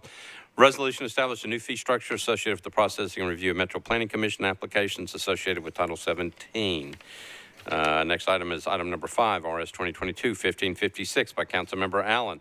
Resolution authorizing the issuance, sale, delivery, and payment of one or more series of general obligation improvement bonds, aggregate principal amount of not to exceed $650 million. RS 2022-1557 by Councilmember Allen. Resolution authorizing the issuance of not to exceed $290 million in aggregate principal amount of interfund tax anticipation notes of the Metropolitan Government. Item number 8, RS 2022-1585 by Councilmember Allen. Resolution approving an interlocal agreement between the Metropolitan Government and the Industrial Development Board of the Metropolitan Government and Davidson County for administrative, financial, and legal services. Item number 9, RS 2022-1586 by Allen and Welsh. A resolution accepting a grant from the Tennessee Department of Mental Health and Substance Abuse Services to the Metropolitan Government through the state trial courts to provide the Tennessee Certified Recovery Court Program at the Davidson County Residential Drug Court. RS 2022-1587, Allen Bradford, a resolution accepting an annual donation from the Nashville Convention Visitors Corp. In the amount of $25,000 for up to 5 years to provide funds for marketing for the Nashville Municipal Auditorium. RS 2022-1588 by Allen Withers and others.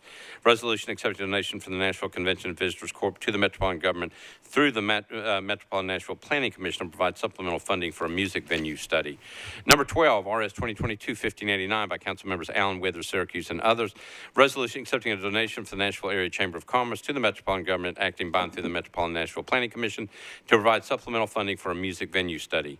RS 2022-1592, Evans and Welsh. Resolution approving an affiliation agreement between the Metropolitan Government through the Metropolitan Board of Health and Lipscomb University to provide the opportunity for students enrolled in various health professions to encounter a wide range of clinical experience opportunities. RS 2022-1593 by Allen Bradford and others. Resolution appropriating a total of $2,544,580.20 from the Nashville Public Library to various nonprofit organizations for the provision of free and high-quality after-school and summer programming through NASA, the out-of-school time coordinating system. RS 2022-1594, Murphy and Allen and Bradford, resolution accepting an in-kind grant from the Friends of Woodmont Park to the Metropolitan Government through the Board of Parks and Recreation to provide improvements to the basketball court at Woodmont Park.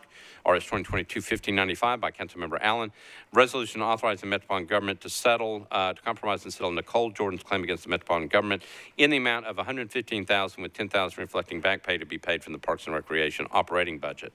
RS 2022-1596, Allen and Evans, a resolution approving a third amendment to an agreement between the Metropolitan Government of Nashville and Davidson County and Infor Inc. to provide maintenance and support of workforce time and attendance software for the Nashville Police Department. RS 2022-1597 by Councilmember Young, resolution classifying public roads in Davidson County, Tennessee.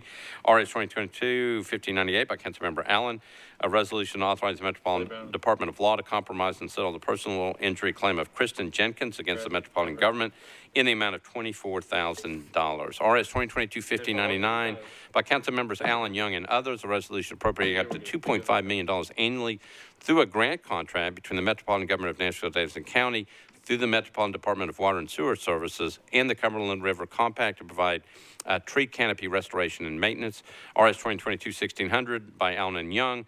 Resolution authorizing the Metropolitan Government through the Department of Water and Sewer Services to enter into a waste data pilot program with Rubicon Global LLC and to accept a donation of $14,592 for hardware, software, and services associated with the program.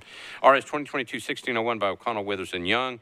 Resolution to amend ordinance number BL 2020-353 as amended to authorize the Metropolitan Government to accept an additional fire hydrant assembly for property located at 810 Division Street.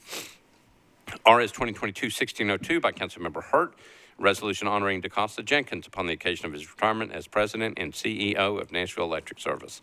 RS 2022-1603 by O'Connell, Hauser, and others, a resolution recommending TVA pursue solar and storage investments in Middle Tennessee and expressing support to the NES Board for calling the same. RS 2022-1605, that's item number 28 by Councilmember Bradford, resolution recognizing June 2022 as Alzheimer's and Brain Awareness Month. And that is it. Those are the items on the consent calendar. Anything need to be bumped off of those? All right, seeing none, we're going to go. We have some committee reports ready.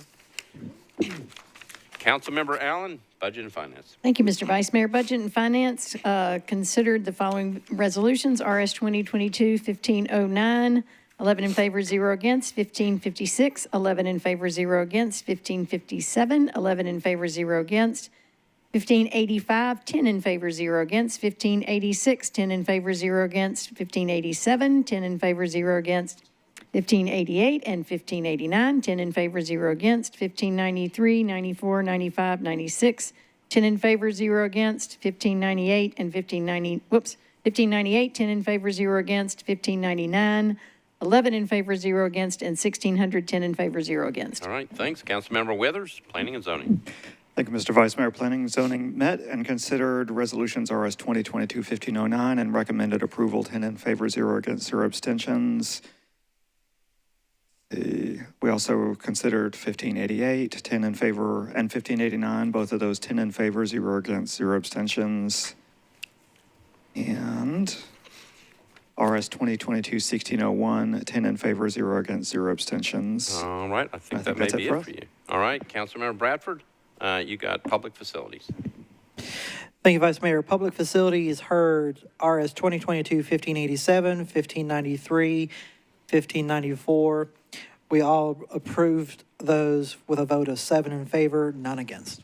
All right, Councilmember Evans, Public Health and Safety. Thank you, Vice Mayor. Public Health and Safety considered RS 2022-1592 and 1596 and voted in favor, 7 in favor, 0 against. All right, Councilmember Vercher, Rules Confirmations. Which one are we on? We're on the resolution consent agenda. What I need to move for? You've got 5 resolutions that came through your committee. We're just looking for you to give us committee reports on those. Okay, Vice Mayor. RS 2022-1602, we recommended approval 5-4-0 against. RS 2022-1603, we recommended approval 5-4-0 against. 22-1604, 5-4-0 against, 1605, and 1606, 5-4-0 against. That, you did great. Thank you. Thank you, Vice Mayor. All right. Councilmember Young, bring us home on the resolutions. Thank you, Mr. Vice Mayor. Let's go home. Yeah. By a vote of 7 in favor, 0 against, Transportation Infrastructure recommended RS 2022-1597, 1599, 1600, and 1601 for approval. And I'll move approval of the resolutions on consent. All right. Councilmember Young has moved approval of resolutions on the consent agenda, properly seconded. Any discussion on the motion? Seeing none, all those in favor of the resolution consent agenda, say aye. Opposed, no. You adopt. All right, so let's go back and pick up the ones that we need to. We're on item number 2 on page 3, RS 2022-1553. Council members Allen, Hancock, Stiles, and Gamble. This is a resolution adopting a new pay plan for the general employees of the Metropolitan government, excluding employees of the Board of Health, Board of Education, and Police and Fire Departments, effective July 1st, 2022. Councilmember Allen, you are recognized on that resolution. Thank you, Mr. Vice Mayor. Committee report. Government Operations, Councilmember Hancock. Government Operations voted 6 in favor, 0 against on the amendment and to approve as amended. All right, thank you. Councilmember Allen, Budget and Finance. Budget and Finance approved the amendment, 11 in favor, 0 against, and approved the bill as amended, 11 in favor, 0 against, and I move the amendment. All right, I guess I moved the bill. Councilmember has moved the amendment. Councilmember Allen, properly seconded. Back to you for an explanation. Thank you. This will come up 3 times in a row now. This is to add 0.5% additional cost of living increase for a total of 4.5%, which we just passed in the budget And that is, will also come up for the next two as well. So I would ask for approval of the amendment. All right, so Councilmember Allen has explained the amendment. It's been properly moved and seconded. Any questions about the amendment? Seeing none, all those in favor of the amendment say aye.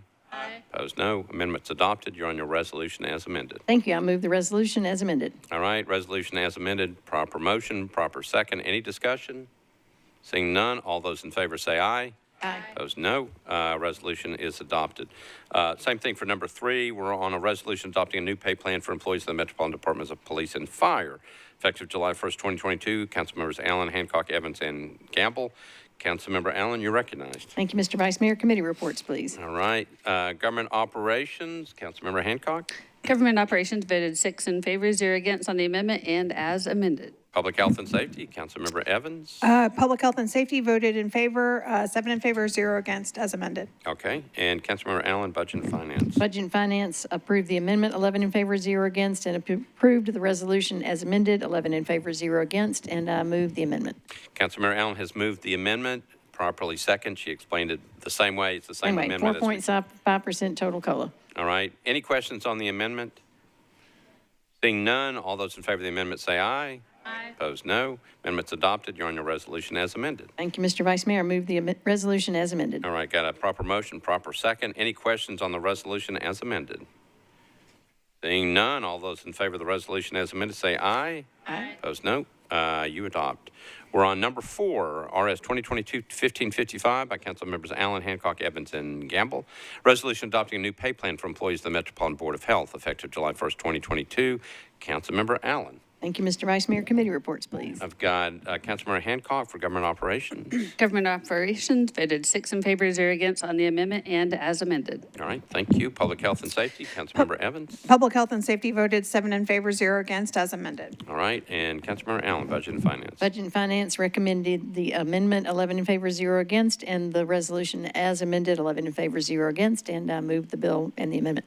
Okay, so Councilmember Allen has moved the amendment, properly second. Same explanation of the amendment as before. Any questions on the amendment? All those in favor of the amendment say aye. Opposed, no. Amendment's adopted. You're on your resolution as amended. Move the resolution as amended, please. All right, proper motion, proper second. Any discussion on the resolution as amended? Seeing none, all those in favor of the resolution as amended say aye. Opposed, no. You adopt. Thank you, Councilmember Allen. Okay. We're on item number 7, RS 2022-1578 by Sledge, Allen, Witherson, Young. It's a resolution approving a participation agreement between the Metropolitan Government acting through the Department of Water and Sewerage Services and 1302 Pillow Street, LLC to provide public water service improvements for Pillow Street's proposed development. Councilmember Sledge, you recognized. Thank you, Vice Mayor. I move to indefinitely defer. Okay, so it's a motion to indefinitely defer. Properly seconded. Any discussion? Seeing none, all those for the motion to indefinitely defer say aye. Aye. Opposed, no. That one is deferred indefinitely. Okay. RS 2022-1590 by Councilmember Sledge. Resolution appropriating the amount of $100,000 from the General Fund Reserve Fund for the purchase of equipment and building repairs for various departments of the Metropolitan Government. Councilmember Sledge, you're recognized. Thank you, Vice Mayor. Committee report. Budget and Finance, Councilmember Allen. Thank you, Mr. Mayor. Budget and Finance recommended a 2-meeting deferral, 11 in favor, 0 against. Councilmember Sledge. Thank you, Vice Mayor. Move for a 2-meeting deferral. Okay, so Councilmember Sledge has moved for a 2-meeting deferral, properly seconded. Any discussion? Seeing none, all those in favor of the 2-meeting deferral say aye. Aye. Opposed, no. This one's deferred 2 meetings. That motion passes. We're on RS 2022-1591 by Councilmembers Allen, Evans, and Hancock. Resolution to approve an interlocal cooperation mutual aid agreement between the Metropolitan Government of Davidson County and the City of Brentwood, City of Franklin, City of Goodlettsville, City of Hendersonville, City of Murfreesboro, and Wilson County to create and operate a USNR water rescue team that will provide response and rescue services. Councilmember Allen, you're recognized. Thank you, Mr. Vice Mayor. Committee reports, please. Public Health and Safety, Councilmember Evans, excuse me. We heard this and voted 7 in favor, 0 against. Okay, Councilmember Allen, you're recognized. Thank you, Mr. Vice Mayor. Budget and Finance recommended approval, 10 in favor, 0 against, and I move for approval. Okay, so Councilmember Allen has moved for approval of RS 2022-1591 for passage, properly seconded. Councilmember Young. I need to be recorded as abstaining since I'm on Goldsville's commission. I thought it was because you had trouble with water rescue, but I wasn't sure. Was on it. Okay. I think I just heard what you said. No, it was not Swift. Okay. Or I wasn't. All right. So, council member. All right. Councilmember Allen has moved for a passage of RS 2022-1591. It was properly seconded. Councilmember Young has to recuse himself, sorry. All those in favor of the resolution for passage say aye. Aye. Opposed, no. You adopt. Please note that Councilmember Young had to recuse himself. All right, we are on, I believe, RS 2022-1604 by Council Members Van Rees, Pulley, Vercher, Nash, and others.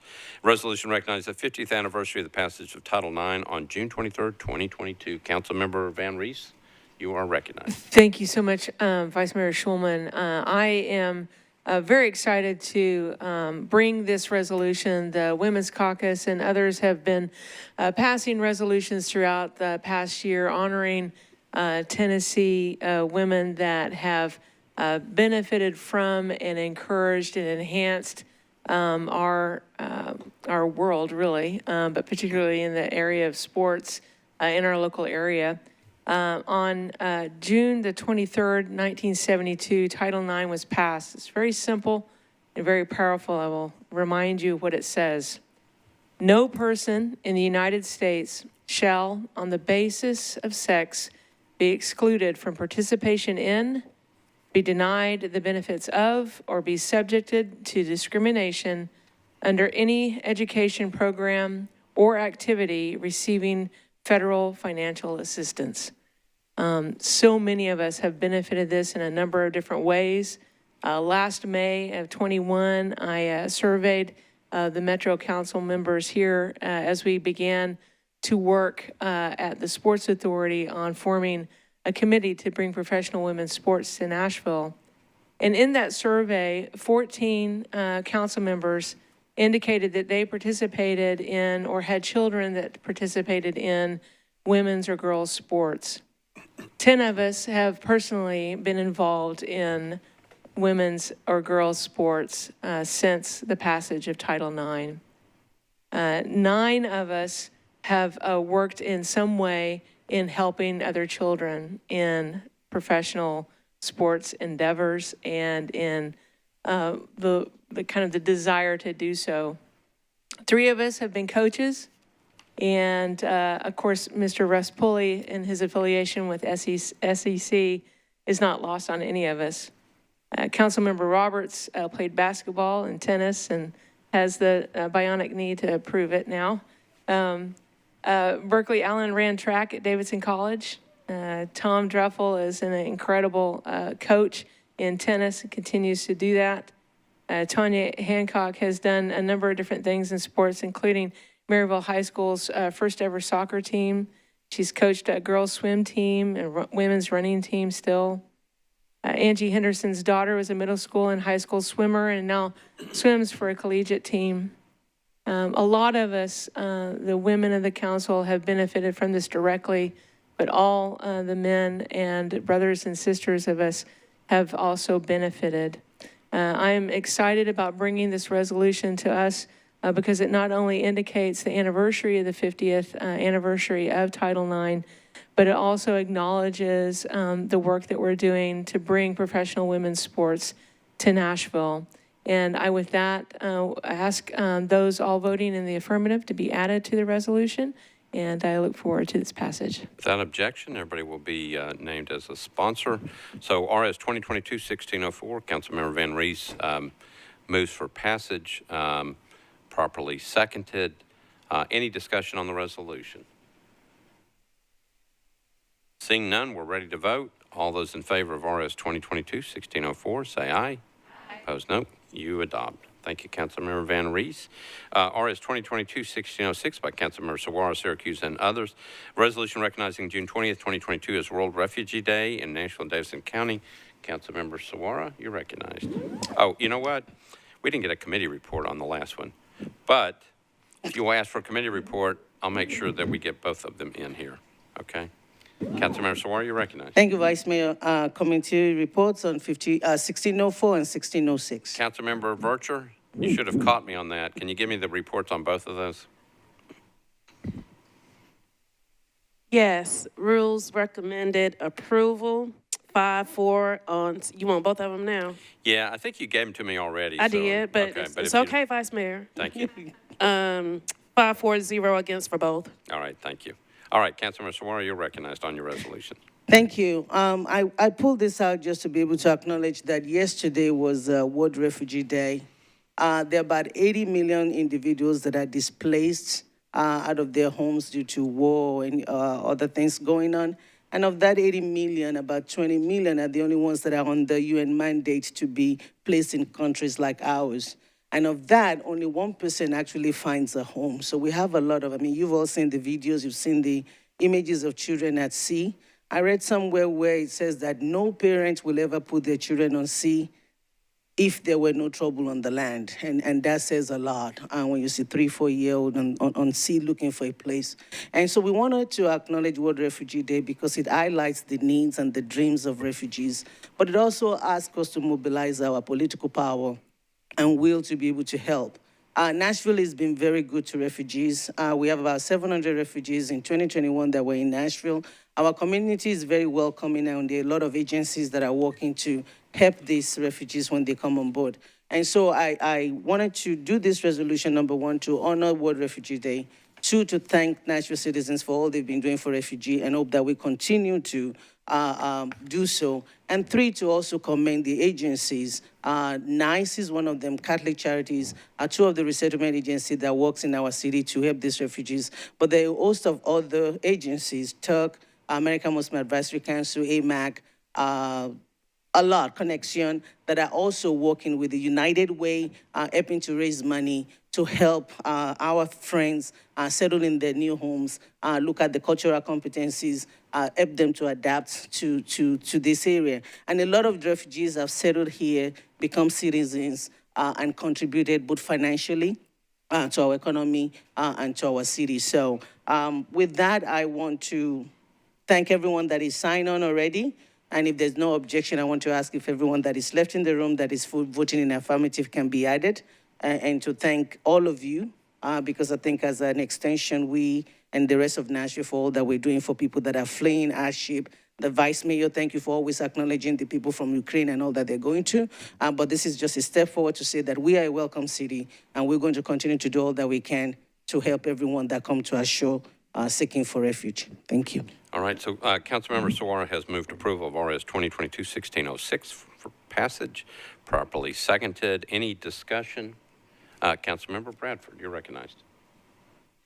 Thank you, Vice Mayor, and I appreciate Councilmember Sawar for pulling this from the consent because yesterday, looking on Twitter, I saw something that someone had said, and it really struck me and really made me stop and take pause.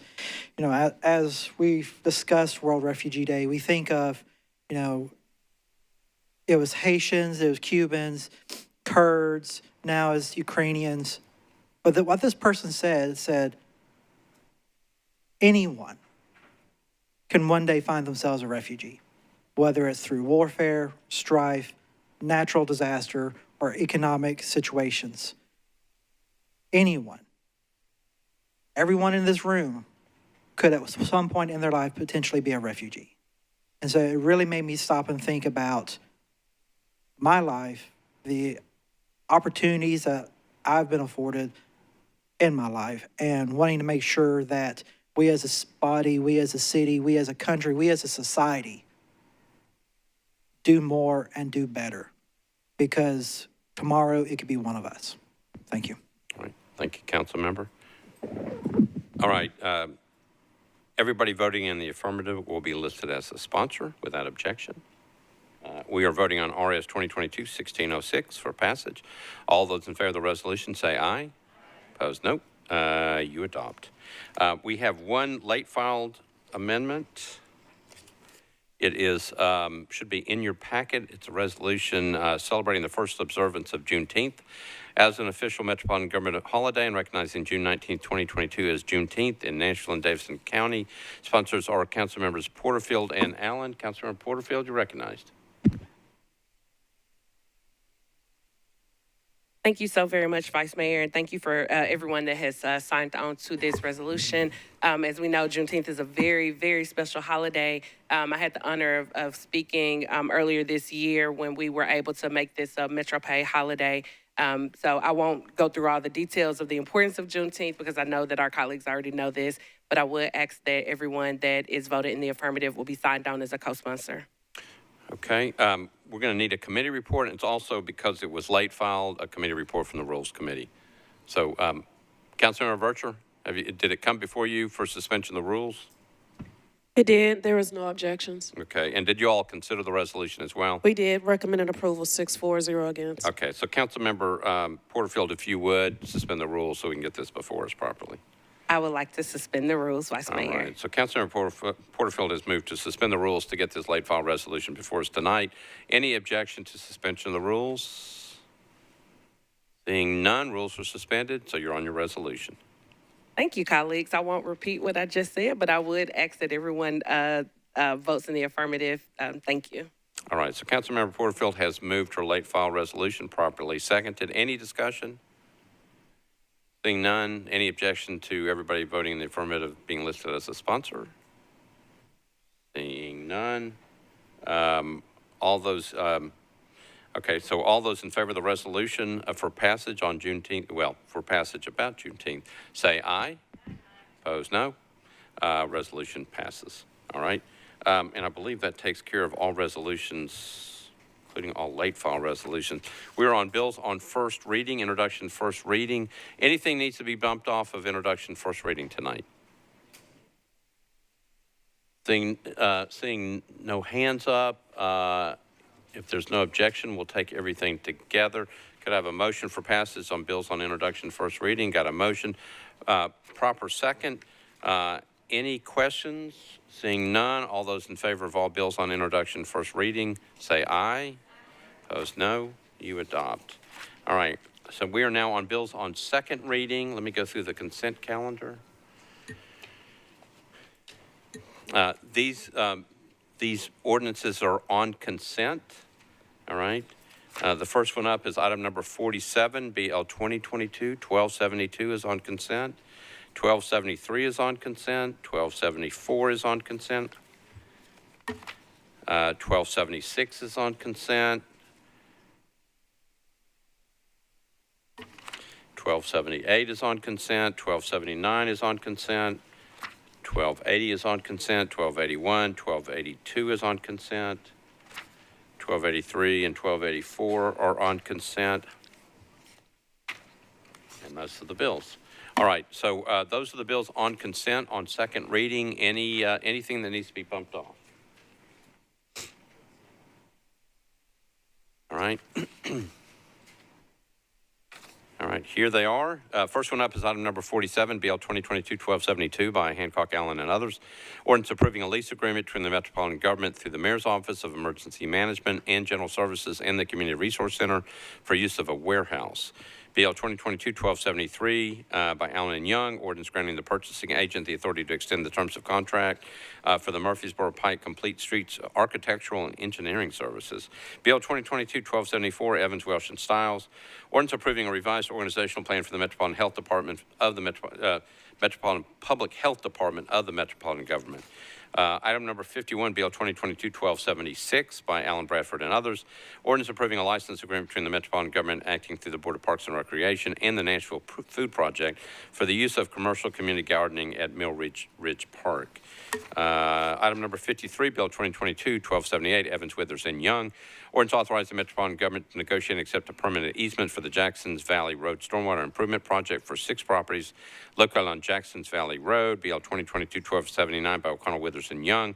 Ordinance authorizing the Metropolitan Government to abandon existing sanitary sewer mains, sanitary sewer manholes, and easement rights, rehabilitate sanitary sewer main and sanitary sewer manholes for 8 properties located at Lebanon Pike, Rucker Avenue, White Avenue, and former alley number 2058.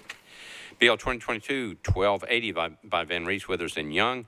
Ordinance authorizing the Metropolitan Government to accept new water and sanitary sewer mains, fire hydrant assembly, sanitary sewer manholes, and easements to relocate a fire hydrant assembly for property located at 115 Hart Lane.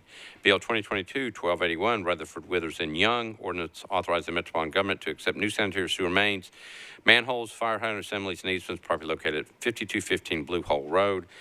BL 2022-1282 by O'Connell, Withers, and Young. Ordinance authorizing the Metropolitan Government of Nashville to abandon existing public water main and fire hydrant assemblies and to accept new public water mains and fire hydrant assemblies for two properties located at 1506 Church Street and 215 15th Avenue North. BL 2022-1283 by Toombs, Withers, and Young. Ordinance authorizing the Metropolitan Government to accept a public fire hydrant assembly and easements for three properties located at 500 West Trinity Lane and West Trinity Lane unnumbered. And BL 2022-1284, an ordinance authorizing the Metropolitan Government to abandon existing sanitary sewer mains, sewer manholes, and easements, and to accept new sanitary sewer mains, sanitary sewer manholes, and easements for property located at 245 Ensworth Place. Murphy, Withers, and Young are the sponsors of that one. Those are the bills. Anything needs to pop off of that one? Seeing none, I need some committee reports. Budget and Finance, Councilmember Allen. Thank you, Mr. Vice Mayor. Budget and Finance considered BL 2022-1272 and recommended approval, 12 in favor, 0 against. BL 2022-1273, recommended approval, 10 in favor, 0 against. BL 2022-1276, recommended approval, 10 in favor, 0 against. And I think that's all that were on consent. I think that's it. Councilmember Withers, Planning and Zoning. Thank you, Mr. Vice Mayor. Planning and Zoning met and considered several items. BL 2022-1272, 10 in favor, 0 against, 0 abstentions. 1278, 1279, 1280, 1281, 1282, 1283, 1284. All of those 10 in favor, 0 against, 0 abstentions. All right, thank you, Councilmember. Councilmember Bradford, you had one, 1276. Let's see here. It's item number 51, 1276. BL 2022-1276, we voted 7 in favor, none against to approve. All right, Councilmember Evans, I think you had two. Thank you, Vice Mayor. We considered 1272 and 1274 and voted 7 in favor, 0 against on both. All right, and Councilmember Young, Transportation. Excuse me, Mr. Vice Mayor. On that budgeting, I guess gets me tired. By a vote of 7-0, Transportation Infrastructure recommended approval of BL 2022-1273, 1278, 1279, 1280, 1281, 1282, 1283, 1284. And before I move the consent agenda, I think the question we'd all love to know is what high school or college sport did you play, Mr. Vice Mayor? Thank you, Councilmember Young. I did not play college sports. I played basketball and tennis in high school. And I will say that I coached lots of little kids in Y basketball, both boys and girls. Those lucky kids. And with that, I will move approval of the second reading consent agenda. All right, thank you, Councilmember Young. All right, so he has moved approval of the second reading consent agenda, properly seconded. Any discussions on the consent agenda? Seeing none, all those in favor of the consent agenda on second reading say aye. Aye. Opposed, no. That motion is adopted. Second reading consent agenda is passed. All right, let's go back to those bills that we didn't pick up on the consent calendar. Item number 45, Bill 2022-1255 by O'Connell, Allen, Withers, and Bradford. An ordinance approving an agreement for Greenway Conservation easement by and between PR2 SH Peabody Union Apartment Owners, LLC, and the Metropolitan Government. Councilmember O'Connell, you're recognized. Thank you, Mr. President. Move approval. All right, so let's get some committee reports. Committee reports. Budget and Finance, Councilmember Allen. Thank you, Mr. Vice Mayor. Budget and Finance recommended approval as amended, 12 in favor, 0 against. Planning and Zoning, Councilmember Withers. Planning and Zoning recommended approval as amended, 10 in favor, 0 against, 0 abstentions. All right, and Public Facilities, Councilmember Bradford. Public Facilities voted 6 in favor, none against to approve. All right, back to you, Councilmember O'Connell. Thank you, Mr. President. I want to move approval, but also want to defer to Councilmember Mendez, who has a friendly amendment. All right, so Councilmember O'Connell moves approval of BL 2022-1255 for passes on second reading, properly seconded. Councilmember Mendez, you're recognized. I'll move the amendment with a brief explanation. All right. Councilmember Mendez has moved an amendment to 1255, properly seconded. Back to you. This is like other amendments we've done to greenway easements, just making sure that the easement itself doesn't impact whether e-bikes should or should not be on the greenway. Okay, you've heard the amendment. Any questions about the amendment? All right, seeing none, all those in favor of the amendment to BL 2022-1255 say aye. Opposed, no. Amendment's adopted. Councilmember O'Connell, you're on your bill as amended. Thank you, Mr. President. I'd like to move approval. All right, so Councilmember O'Connell has moved to approval of BL 2022-1255 as amended for passage on second reading, properly seconded. Any discussion? Seeing none, we're ready to vote. BL 2022-1255 for passage on second reading. All in favor say aye. Opposed, no. Bill passes on second reading.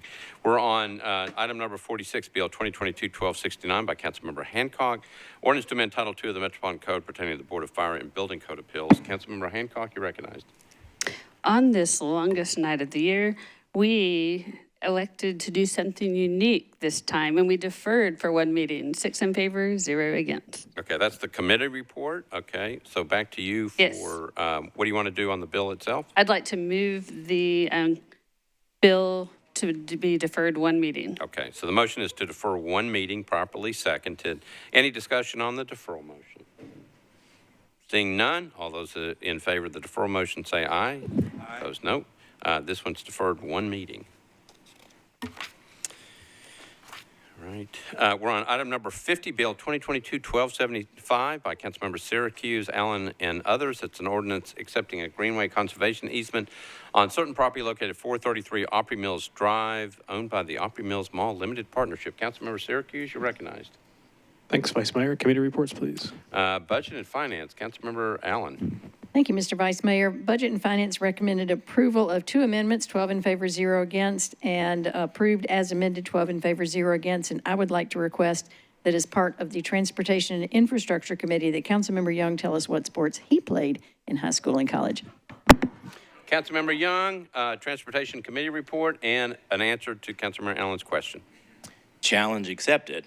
Well, thank you, Vice Mayor. Serious things first. In middle and high school, I was on the swim team, as I said earlier, and that's why I could not be on the Swiftwater Rescue Team because I was not a very swift swimmer, though I swam. And the business at hand. Transportation Infrastructure recommended both amendments and the bill as amended, 7 in favor, 0 against. Councilmember Allen, did that answer your question? Yes. Okay, thank you. All right, so I got Planning and Zoning, Councilmember Withers. Thank you, Mr. Vice Mayor. Planning and Zoning met and considered BL 2022-1275. There are 2 amendments. We considered both amendments, recommended approval of the bill as amended with both amendments, 10 in favor, 0 against, 0 abstentions. All right, thank you, Councilmember Withers. Public Facilities, Councilmember Bradford. We're on 1275. On 1275, we voted on the amendments and the bill as amended, 6 in favor for the amendments and 7 in favor for the bill as amended. All right, Councilmember Syracuse, finally back to you. I'm going to move the First Amendment, please. All right, thank you. All right, so Councilmember Syracuse moves amendment number 1 to 2022-1275, properly seconded. Back to you for an explanation of the amendment. Thank you. This is just administrative. The exhibit was not attached to the legislation, so just administrative. Move approval. All right, so you've heard an explanation of the amendment. It's been properly moved, properly seconded. Any discussion on the amendment? Seeing none, all those in favor of amendment number 1, say aye. Opposed, no.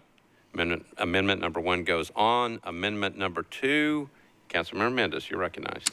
I'll move the second amendment. It's the same sort of e-bike amendment we've added to other greenway easements. Okay, so you've heard the explanation, proper motion, proper second. Any questions on amendment number 2? Seeing none, all in favor of amendment number 2, say aye. Opposed, no. Amendment number 2 is passed. You've got 2 amendments on your bill. Councilmember Syracuse, you're recognized. Thank you, Vice Mayor. I move as doubly amended. All right, so Councilmember Syracuse is moving BL 2022-1275 as amended twice for passage on second reading. properly seconded. Any discussion on the bill as amended? Seeing none, all those in favor of BL 2022-1275 as amended for passage on second reading say aye. Opposed, no. That motion is adopted. We're on item number 52, BL 2022-1277 by Councilmembers O'Connell, Allen, and Bradford. It's an ordinance approving a license agreement between the Metropolitan Government acting through the Board of Parks and Recreation and the Lamar Companies for the use of 180 Anthus Drive. Councilmember O'Connell, you're recognized. Thank you, Mr. President. I wasn't even going to say what I played. I would like committee reports, please. Thank you, Mr. Vice Mayor. Budget and Finance recommended a one meeting deferral, 12 in favor, 0 against. Thank you, Vice Mayor. Public Facilities voted 7 in favor, none against to defer one meeting on. All right, back to you, Councilmember O'Connell. Thank you, Mr. President. I'd like to move to defer one meeting, please. All right, Councilmember O'Connell, you want to tell us which sports you played? No, thank you, Mr. President. All right. All right, we'll do it in a memo form next time. All right, so Councilmember O'Connell has moved to defer this one meeting, properly seconded. Any discussion on the deferral motion? Seeing none, motion is defer one meeting. All in favor say aye. Aye. Opposed, no. Motion is passed. All right, let's see. All right, we're on bills on third reading. All right. Okay, I'm going to go through the consent calendar. We've got, I think most of them may be on consent. Item number 61, BL 2022-1164 is on consent. 1198 is on consent. That's item number 63.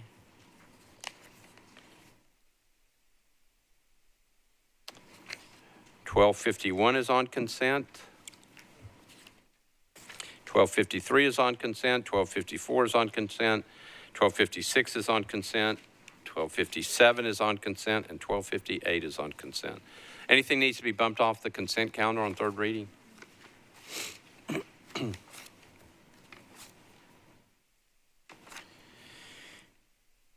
Okay, seeing none, here they are. BL 2022-1164, item number 61 by Sledge, O'Connell, and others. Ordinance to amend Chapter 9.30 of the Metropolitan Code of Laws pertaining to construction sites. Item number 63, BL 2022-1198 by Johnston. Ordinance to amend Title 17 of the code from SCC to SP by changing zoning for a portion of property located at 3955 Nolensville Pike. It's 115 feet north of Peregrine Mills Road within a planned unit development and within a corridor design overlay. It's 0.18 acres. Next one up is BL 2022-1251, item number 69. Ordinance amending section 5.04.120 of the Metropolitan Code of Laws to increase the threshold of donations that Metropolitan Government Department boards and commissions may accept and expend to require certain information be included in the resolution accepting a donation. That's by Council Members Allen, Evans, and Henderson. Item number 70, BL 2022-1253 by Allen and Hancock. Ordinance creating the positions of apprentice, compliance monitor, senior compliance monitor, fire logistics and inventory clerk, human resources specialist, safety specialist, short-term rental inspection chief, short-term rental inspector, treasury analyst, senior, and treasury analyst. That's Allen and Hancock. Item number 71, BL 2022-1254 by Allen, Hancock, and Young. Ordinance authorizing a technology fee to fund the technology required by the community development and regulation processes and establishing the ITS Technology Fund. BL 2022-1256 by Syracuse, Withers, and Young. Ordinance to amend the GIS system street and alley centerline layer for the Metropolitan Government of Nashville and Davidson County by naming the private roadway that runs between Two Rivers Golf Course and McGavick High School, Two Rivers Lane. Item number 73, BL 2022-1257 by O'Connell, Withers, and Young. Ordinance authorizing Fourth and Broad LP to install, construct, and maintain underground encroachments in the right-of-way located at 405 Broadway. And item number 74, BL 2022-1258 by Councilmember Sledge, Withers, and Young. Ordinance authorizing Propco 609 Merritt LLC to install, construct, and maintain underground encroachments in the right-of-way located at 609 Merritt Avenue. Those are the items on the consent calendar, third reading. Anything needs to be popping off? Sorry. Yep. Anything need to pop off this calendar? Seeing none, we're on the third reading consent agenda, and let's see. I don't think there's any committee reports on any of these things. No committee reports, so Mr. Swimmer, Councilmember Young, can you give me a motion to approve the third reading consent calendar? Well, you're the council member. I called Mr. Swimmer, Councilmember Young. I will move approval of the third reading. Of the third reading consent agenda. Thank you. Properly seconded. Any discussions on the third reading consent calendar? Seeing none, all those in favor say aye. Aye. Opposed, no. You adopt the third reading consent agenda. We are now on the first bill on third reading, item number 60, Bill 2021-971, ordinance to amend Title II of the Metropolitan Code of Laws to create an Office of Homeless Services, sponsored by O'Connell, Evans, Suarez, Sepulveda, and a lot of council members. Councilmember O'Connell, you're recognized. Thank you, Mr. President. We've got a late filed amendment that I'd like to suspend the rules to get on this, please. All right. Councilmember Vercher, this one come before you guys? It's a late filed amendment on Bill 2021-971. There were no objections. All right. Thank you, Councilmember. All right. So Councilmember O'Connell has moved to suspend the rules to get this one before us tonight. It's a late filed amendment. Any objections to suspension of the rules? Seeing none, rules are suspended. Councilmember O'Connell, you're on your amendment. All right, thank you. If I'm correct about process, we've already got the bill as substituted and amended. This will I'll move the amendment with a brief discussion.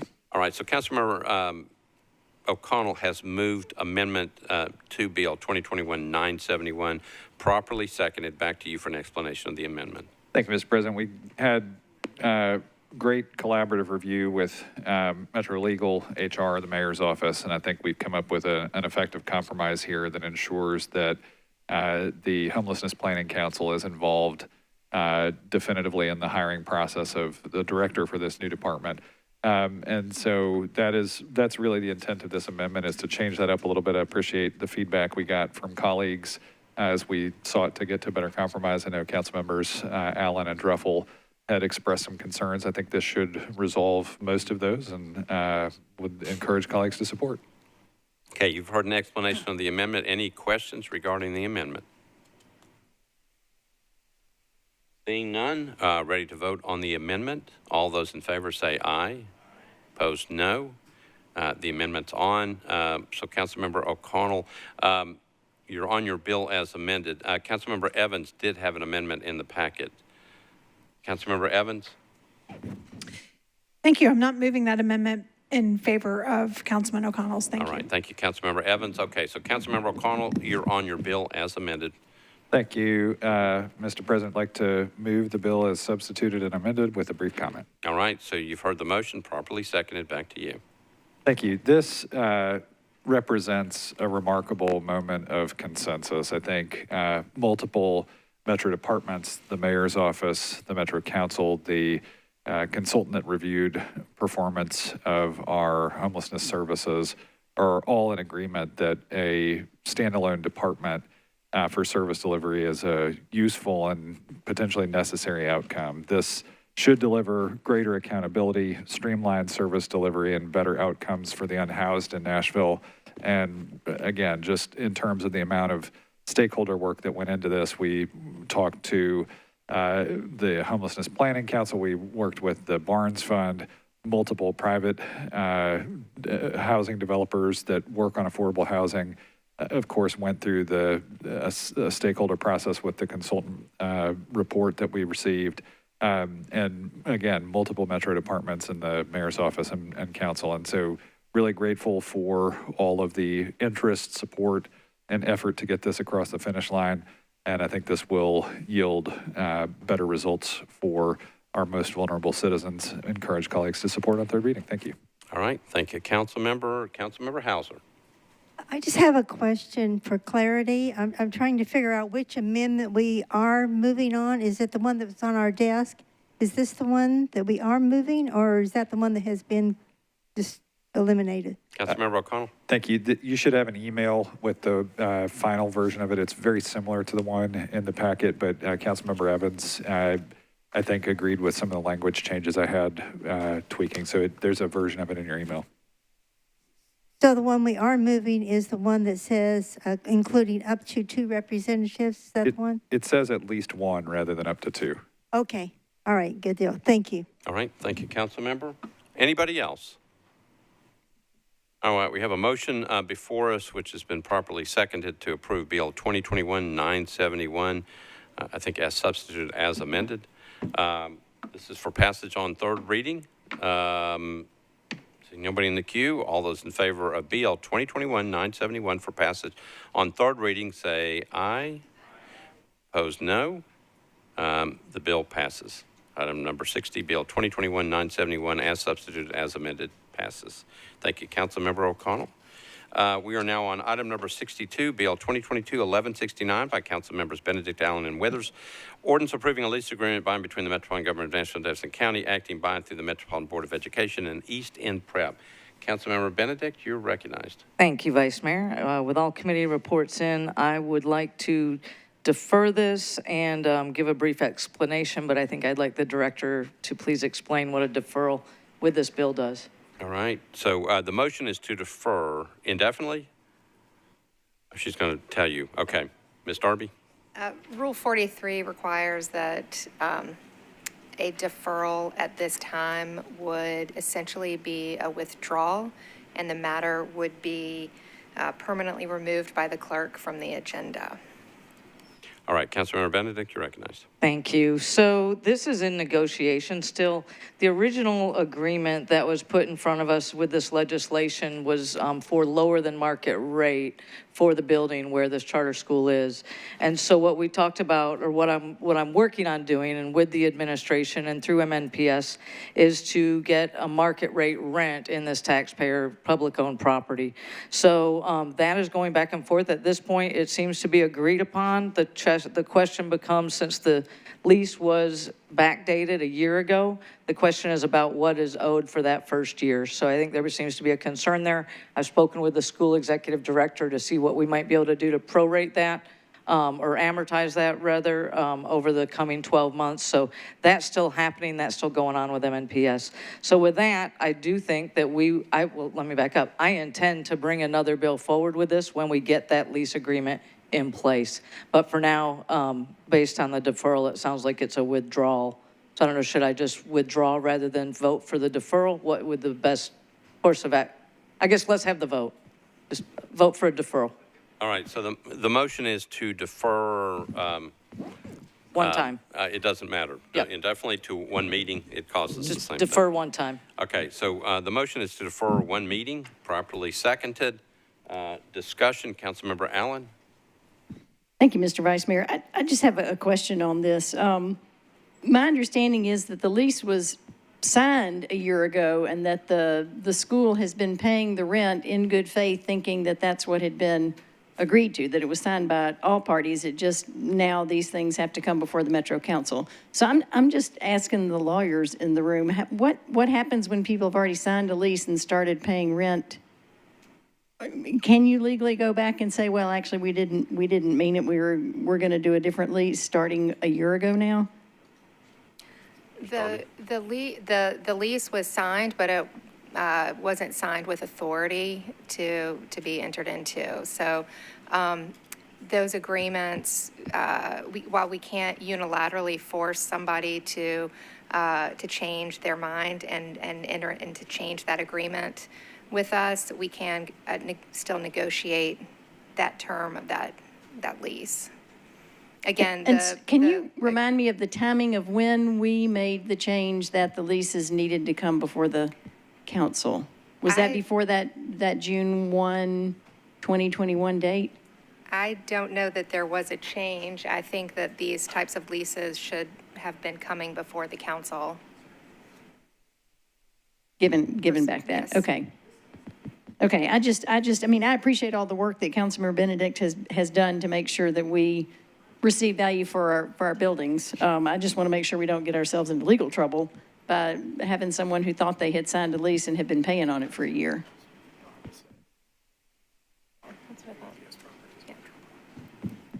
Any other information? Okay. All right. Thank you, Councilmember Allen. Councilmember Cash. Hey, thank you. I think this is like the fourth one of these charter lease bills we've had in the last, 6 to 9 months.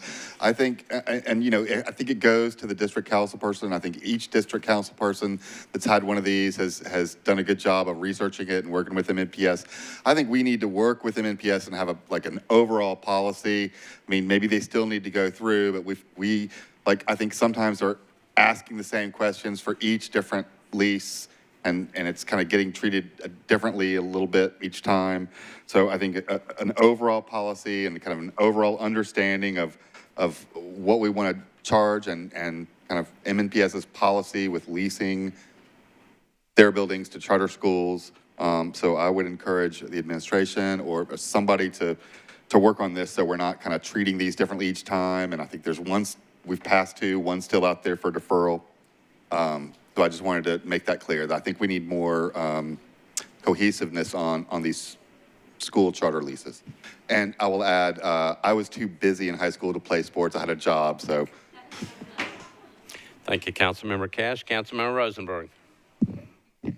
Thank you, Mr. President. I also was busy in high school with a job, but it really came down to the fact that I was untalented. I agree with Councilmember Cash. It sounds like there's been a little gifting going on to these taxpayer-subsidized private schools, and I'm glad that we are putting an end to that and look forward to an overall strategy for it. And thank you for Councilmember Benedict for being so vigilant on this issue. All right, so the motion before us is a motion to defer one meeting. It's properly seconded. I think that takes care of everybody in the queue. Okay, we're ready to vote on the motion to defer. All those in favor of the motion to defer, say aye. Opposed, no. Motion to defer is adopted. All right, we have, I think, 3 bills left. We're on item number 64, BL 2022-1204 by Councilmember Swope. Which can be taken with BL 2022-1205. Let me read both captions, and then we need to go back because there's an amendment on the first one. Actually, I may have to keep them separate. I think. What do you think? The action. First one is going to go on the board. You just couldn't take the second one on consent. Right, okay. All right, so we'll do it that way. We're on item number 64, BL 2022-1204 by Councilmember Swope. Ordinance to amend Title 17 by change from R40 to SP zoning for properties located 5991 and 5997 Edmondson Pike, approximately 175 feet south of Banbury Station. It's 14.6 acres to permit 36 single-family lots. Councilmember Swope, let's handle that one first. You're recognized. Thank you, Your Honor. And as my fellow councilwoman said earlier, this is the longest day of the year, by the way. It's summer solstice, for those of you who don't know. So I'm going to be as short as possible because I've spent 7 years on this, and I don't want to spend 7 more minutes on it. Okay. I'm going to have to move an amendment on this with a brief explanation. Let's get Planning and Zoning Committee report, at least on the first one, 1204. Thank you, Mr. Vice Mayor. The Planning, Zoning, and Historical Committee voted 11 for, 1 against, 0 abstentions for the amendment, and 11 for, 1 against, 0 abstentions for the bill as amended. All right. Okay, Councilmember Swope, you're on your bill. Thank you, Your Honor. So this amendment, if y'all remember 2 weeks ago when we had public hearing on this, there were only 3 or 4 people that showed up, and every single one of them had the same single problem, which is a mandatory planning staff requested pathway, 5 foot by 15 foot or 18 feet, connecting the very back of this property to Banbury Station subdivision. We've had multiple community meetings on this, well in excess of 300 people per meeting. God bless the planning staff. I love you all. We have been down the road and back again to make this a reality. But this becomes a disapproved bill because I'm amending one of the planning conditions at the behest of every single person that lives in Banbury Station. And while I love the planning staff, I'm going to listen to my constituents long before I listen to the planning staff. And every single constituent, not one, has said, leave it in. So I'm asking you to basically approve a disapproved bill and this amendment because this builds my roundabout. On the 6th of July, we meet with NDOT for final approval. It's all good. All right, so you need to move your amendment. I move the amendment. All right, properly seconded. I think you've explained what the amendment does. Questions on the amendment? Councilmember Suara? Thank you, Vice Mayor. Why was it disapproved by planning? I want planning to explain that. Ms. Milligan? Certainly. So the Planning Commission approved a plan that included a pedestrian connection in this location. There is an existing substreet essentially, or there was planned to be a connection in this location for a full vehicular connection. But staff sort of compromised on just a pedestrian sidewalk connection. And so Planning Commission approved it with that connection. The amendment would remove the connection that was part of the Planning Commission approval, therefore making it a disapproved bill. So essentially, Planning Commission approved it with the condition that there be the connection. And so the plan that was filed with the bill included the pedestrian connection. And Councilmember Swope's amendment removes it, and therefore, because it doesn't include all of the conditions, it becomes a disapproval. Councilmember Suarez, anything else? Okay. All right. So we have before us an amendment been properly seconded. Any other discussion on the amendment? All right. All those in favor of the amendment say aye. No. Opposed, no. So I've got, I think, 1 no, 2 no's, 3. Councilmember Henderson, Councilmember Suarez, and Councilmember Withers. Okay. And 1 abstention, Councilmember Van Rees. All right. So the Councilmember Hurd is also an abstention. Councilmember Gamble is an abstention. Okay. Anybody else? Okay. So the amendment goes on. Councilmember Swope, you're on your bill as amended. Now I would ask for 27 votes. This builds my roundabout at 0 cost to this city. Let me repeat that. I've been trying for 7 years to get a $2 million roundabout at the most dangerous intersection in my entire district. Beazer is going to pay for it and build it in the next 4 months. But now I need 27 votes from this body. So please, dear God, don't make me go back to the drawing board on this one. Thank you. And I'll move my bill as amended. All right. So Councilmember Swope has moved his bill as amended, properly seconded. Discussions on his bill as amended. Councilmember Cash. Thanks. I agree with Councilman Swope that this is a dangerous intersection, probably the worst one in his district that I know of for sure. My mother and stepfather live in the subdivision there at Banbury, and I've been visiting for 20 years, and it is a dangerous intersection. Went to the subdivision with my 15-year-old daughter who's got her learner's permit. Absolutely would not let her leave the subdivision onto Edmondson Pike. It is dangerous. Frequently, you see the guardrails that have been trashed. I am going to trust Councilman Swope and what he says about, he has talked to his constituents. He knows what they do and don't need as an amenity to this. He absolutely has my support on this. All right. Thank you, Councilmember. Councilmember Withers, you're recognized. Thank you. And with all due respect to my colleague, and we've talked about this, this council, a lot of our advocacy community advocates for things like sidewalks, bike connectivity, all kinds of connectivity, particularly for people who are not in vehicles. And I believe that in this particular case, having a potential pedestrian connection enhances the walkability and livability of this area, and that the sidewalk connection is not actually connected to the roundabout, that it would be completely possible to build the subdivision with the roundabout and also having a pedestrian connection. So I find that to be a false dilemma. I'm not saying that I'm urging others to vote differently, but just I need to be consistent. I'm consistent on the council. I'm consistent on the Planning Commission at advocating for connectivity of all kinds, and especially bike and pedestrian connectivity. And for that reason, I have to vote no on this.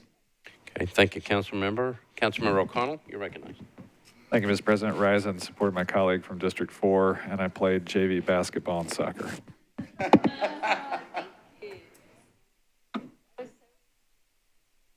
Councilmember Rosenberg. Thank you, Your Honor. Previous question. Councilmember Rosenberg calls the previous question. We're not voting on the bill yet. We're voting on the previous question. All in favor of the previous question, say aye. Yes. Opposed, no. Previous question prevails. Okay, so we're on BL 2022-1204 as amended. Because this is a disapproved bill, we got to go on the board. It requires 27 votes to pass. Mr. Clerk, if you don't mind, get the machines ready. Councilmember Pulley? My machine's off. Your machine's off? Yep, so I can't. Okay, that's fine.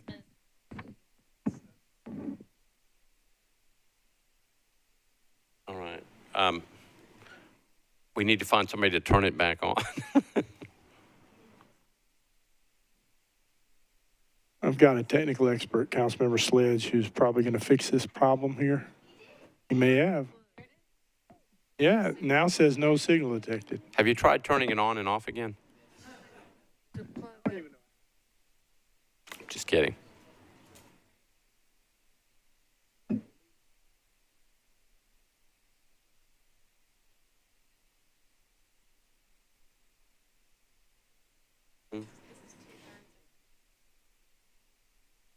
It's 27. I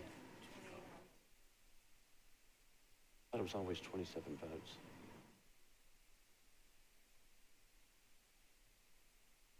Always, my understanding was always going to be 20.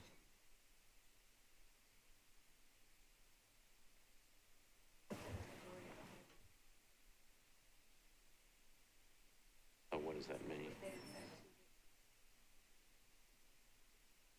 So it's 26 votes? Okay. Ms. Milligan?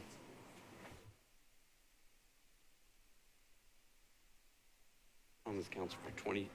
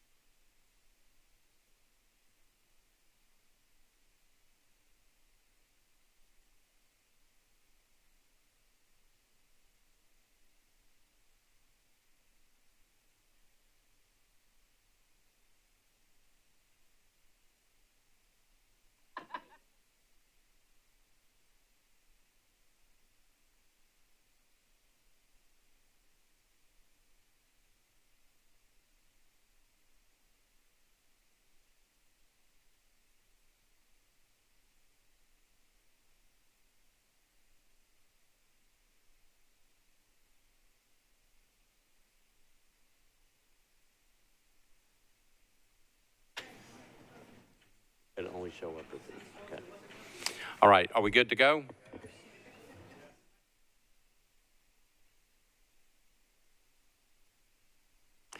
All right. Mr.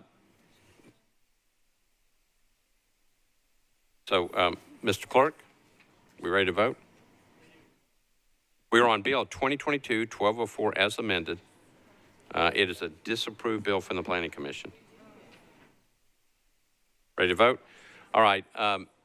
Members of the council, we are on Bill 2022-1204 for passage on third and final reading. Mr. Clerk, open up the machines.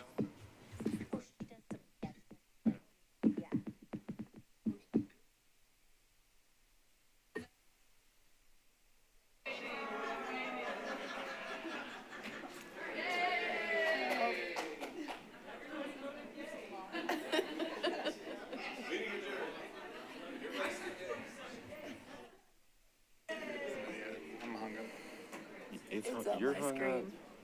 Hers. It's coming.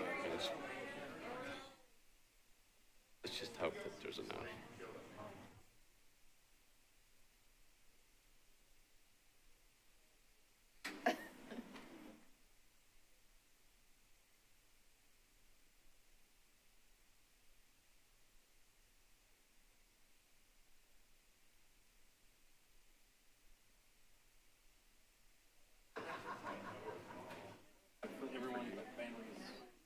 Councilmember Van Rees?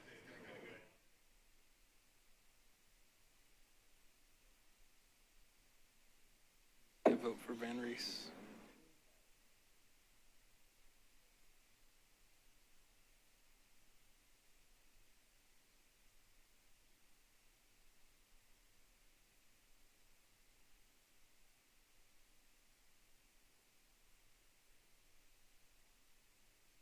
We're in. Mr. Clerk, close machines, take the votes.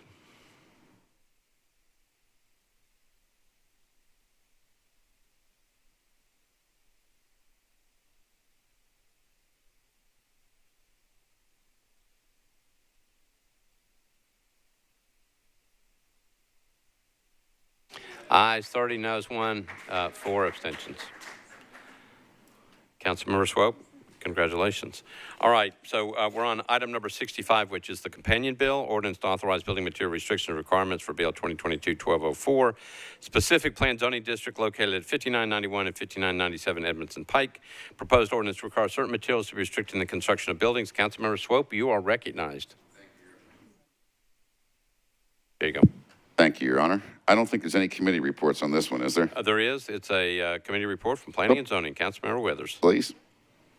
Thank you, Mr. Vice Mayor. For this one, Planning and Zoning recommended approval, 12 in favor, 0 against, 0 abstention. All right. Thank you. Councilmember Swope, you're recognized. And with the most sincerest thank you I can muster, I move approval on this. All right. Councilmember Swope has moved approval of BL 2022-1205 for passage on third and final reading. Properly seconded. Any discussion on the bill? Seeing none, all those in favor say aye. Yeah. Opposed, no. Opposed, say yes for those who are in favor. Opposed, no. The yes is approved. Councilmember Swope, your bill passes. Thank you. Okay. Last bill on the calendar tonight is Bill 2022-1209 by Councilmember Toombs. Ordinance to amend Title 17 by changing from RS 7.5 to R8 zoning for property located at Monticello Drive unnumbered. Approximately 800 feet north of West Trinity Lane is 1.33 acres. Councilmember Toombs, you're recognized. Thank you, Mr. Vice Mayor. Committee report. Planning and Zoning, Councilmember Withers. Thank you, Mr. Vice Mayor. Planning and Zoning voted to recommend a one-meeting deferral, 10 in favor, 0 against, 0 abstentions at the request of the sponsor. All right, Councilmember Toombs, you're recognized. Thank you. Move to defer one meeting. All right, the motion is to defer one meeting, properly seconded. Any discussion? Seeing none, all those in favor of the one meeting deferral say aye. Opposed, no. The bill is deferred one meeting. I need to ask the Urban Council to stay around. Urban Council has to sign on to the tax levy. Council members Mendez, Allen, and Toombs need to come up to the front after the meeting. Is that it? We've got everything else squared away. Thank you all. Good meeting. Took a lot of effort. We passed the city budget tonight. Need a motion to adjourn. A motion to adjourn properly second. Any discussion? Seeing none, all those in favor say aye. Opposed, no. We stand adjourned.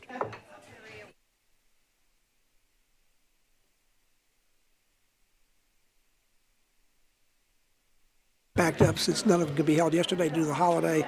So Budget and Finance alone was here for 2 hours dealing with the budget. That is the major highlight of tonight. The council voted 31-3 for a new operating budget for the city, which begins the new fiscal year on July 1st. So that was about 2.5 hours debate on that tonight. So well over half of the meeting tonight was held with about budget things. The council passed a substitute budget. It included about $6.8 million in changes, actually moving money around, and out of a $2.97 billion budget, that's a pretty small amount of changes. There were 4 other amendments added on the floor, which took it up to about $15 million worth of changes. Again, the council always makes changes, but these are relatively small numbers overall, although there's some individual things we'll talk about here in a minute that are significant and created some concern in some parts of the council tonight.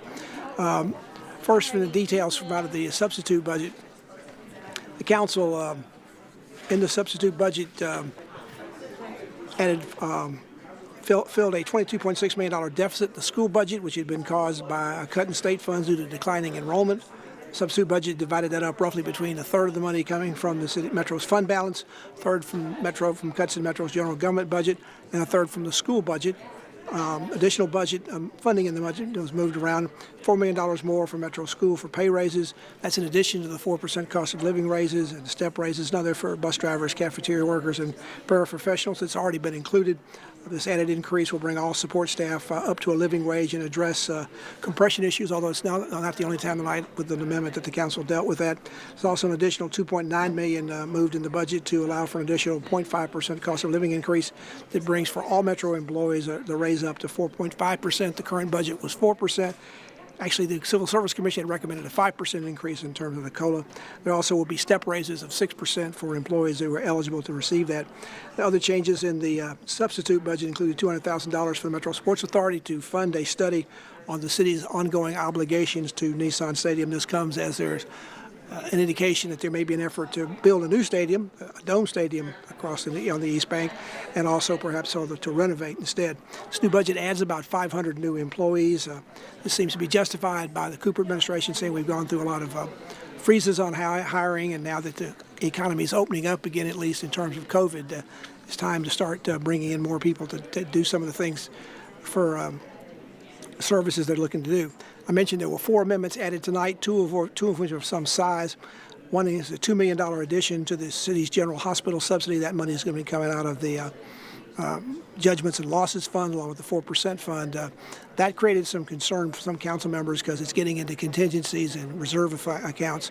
This is one of the things that got Metro in trouble a couple of years ago with its finances. There's also $5 million was approved tonight, additional for a one-time bonus for Metro Schools supports employees. This will also make sure everybody, again, gives a living wage. So the council passed at least 2 amendments to the original budget to do more to do that. The council heard quite a bit about that during the public hearing that was held here a couple of weeks ago, where members of the school staff came in and complained they couldn't live in the county because of that. One even resigned from her position here on the floor while she was speaking to the council from schools. The council also approved another amendment to the budget that would take money out of the about $100,000 out of the city's contract for Partnership 2030 with the Metro Chamber of Commerce. That money going over to the Planning Department for a new housing administrator to help with affordable housing. There was also perhaps some payback for this from some council members who voted that way. They're not happy with the chamber because the chamber has been supporting up on Capitol Hill a bill statewide that would allow Metro School Board members to be appointed by the mayor and not elected by the public. That did not go well with it. And some of that tonight with that vote by the council may be a way, sort of a little bit of payback on part of that.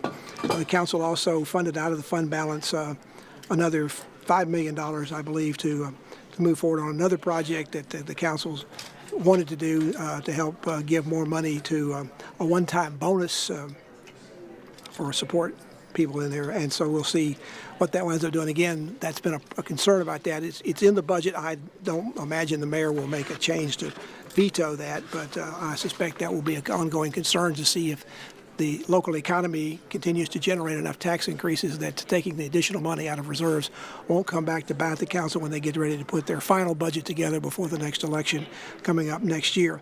Council, another action tonight, approved an annual donation from the Metro Convention and Visitors Bureau in the amount of $25,000 each for the next 5 years to provide funds for marketing for the Nashville Municipal Auditorium. Monies will be spent through a contract the auditorium has with Live Nation. Also, the council accepted a $575,000 grant from Tennessee Department of Mental Health and Substance Abuse Services. It'll be going through the local trial courts to continue adult and juvenile court programs to address the needs for nonviolent offenders. No local matches required for that. The council also approved 2 resolutions that would accept donations of $10,000 and $30,000 each from the Nashville Convention and Visitors Bureau and from the Nashville Chamber of Commerce to help fund a study for independent music venues here in Nashville. The council has already approved its portion of the funding to get that study underway.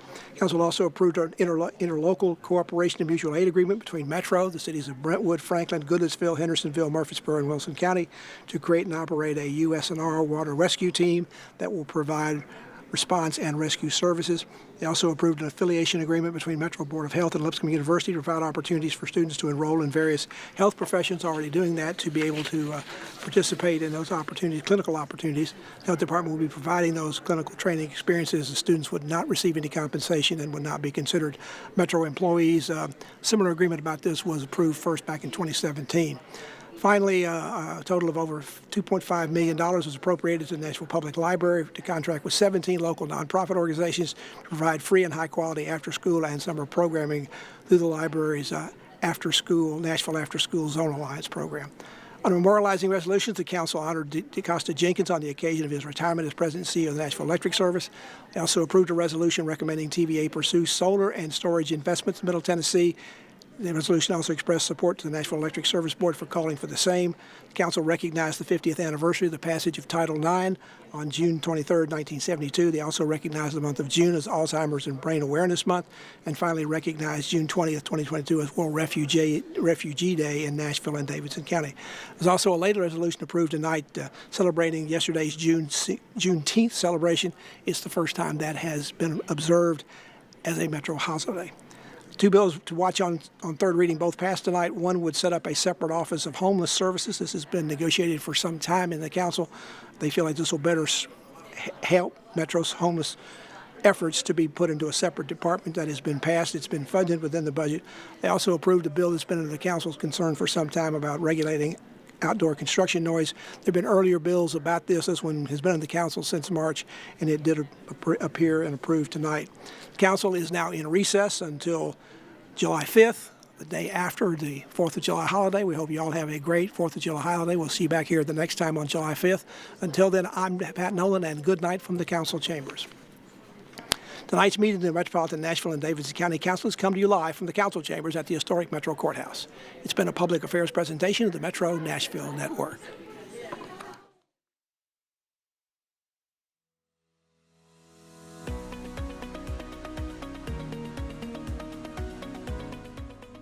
This has been a service of the Metro Nashville Network. If you would like to see this presentation again, or for more information on this and other programs, visit nashville.gov.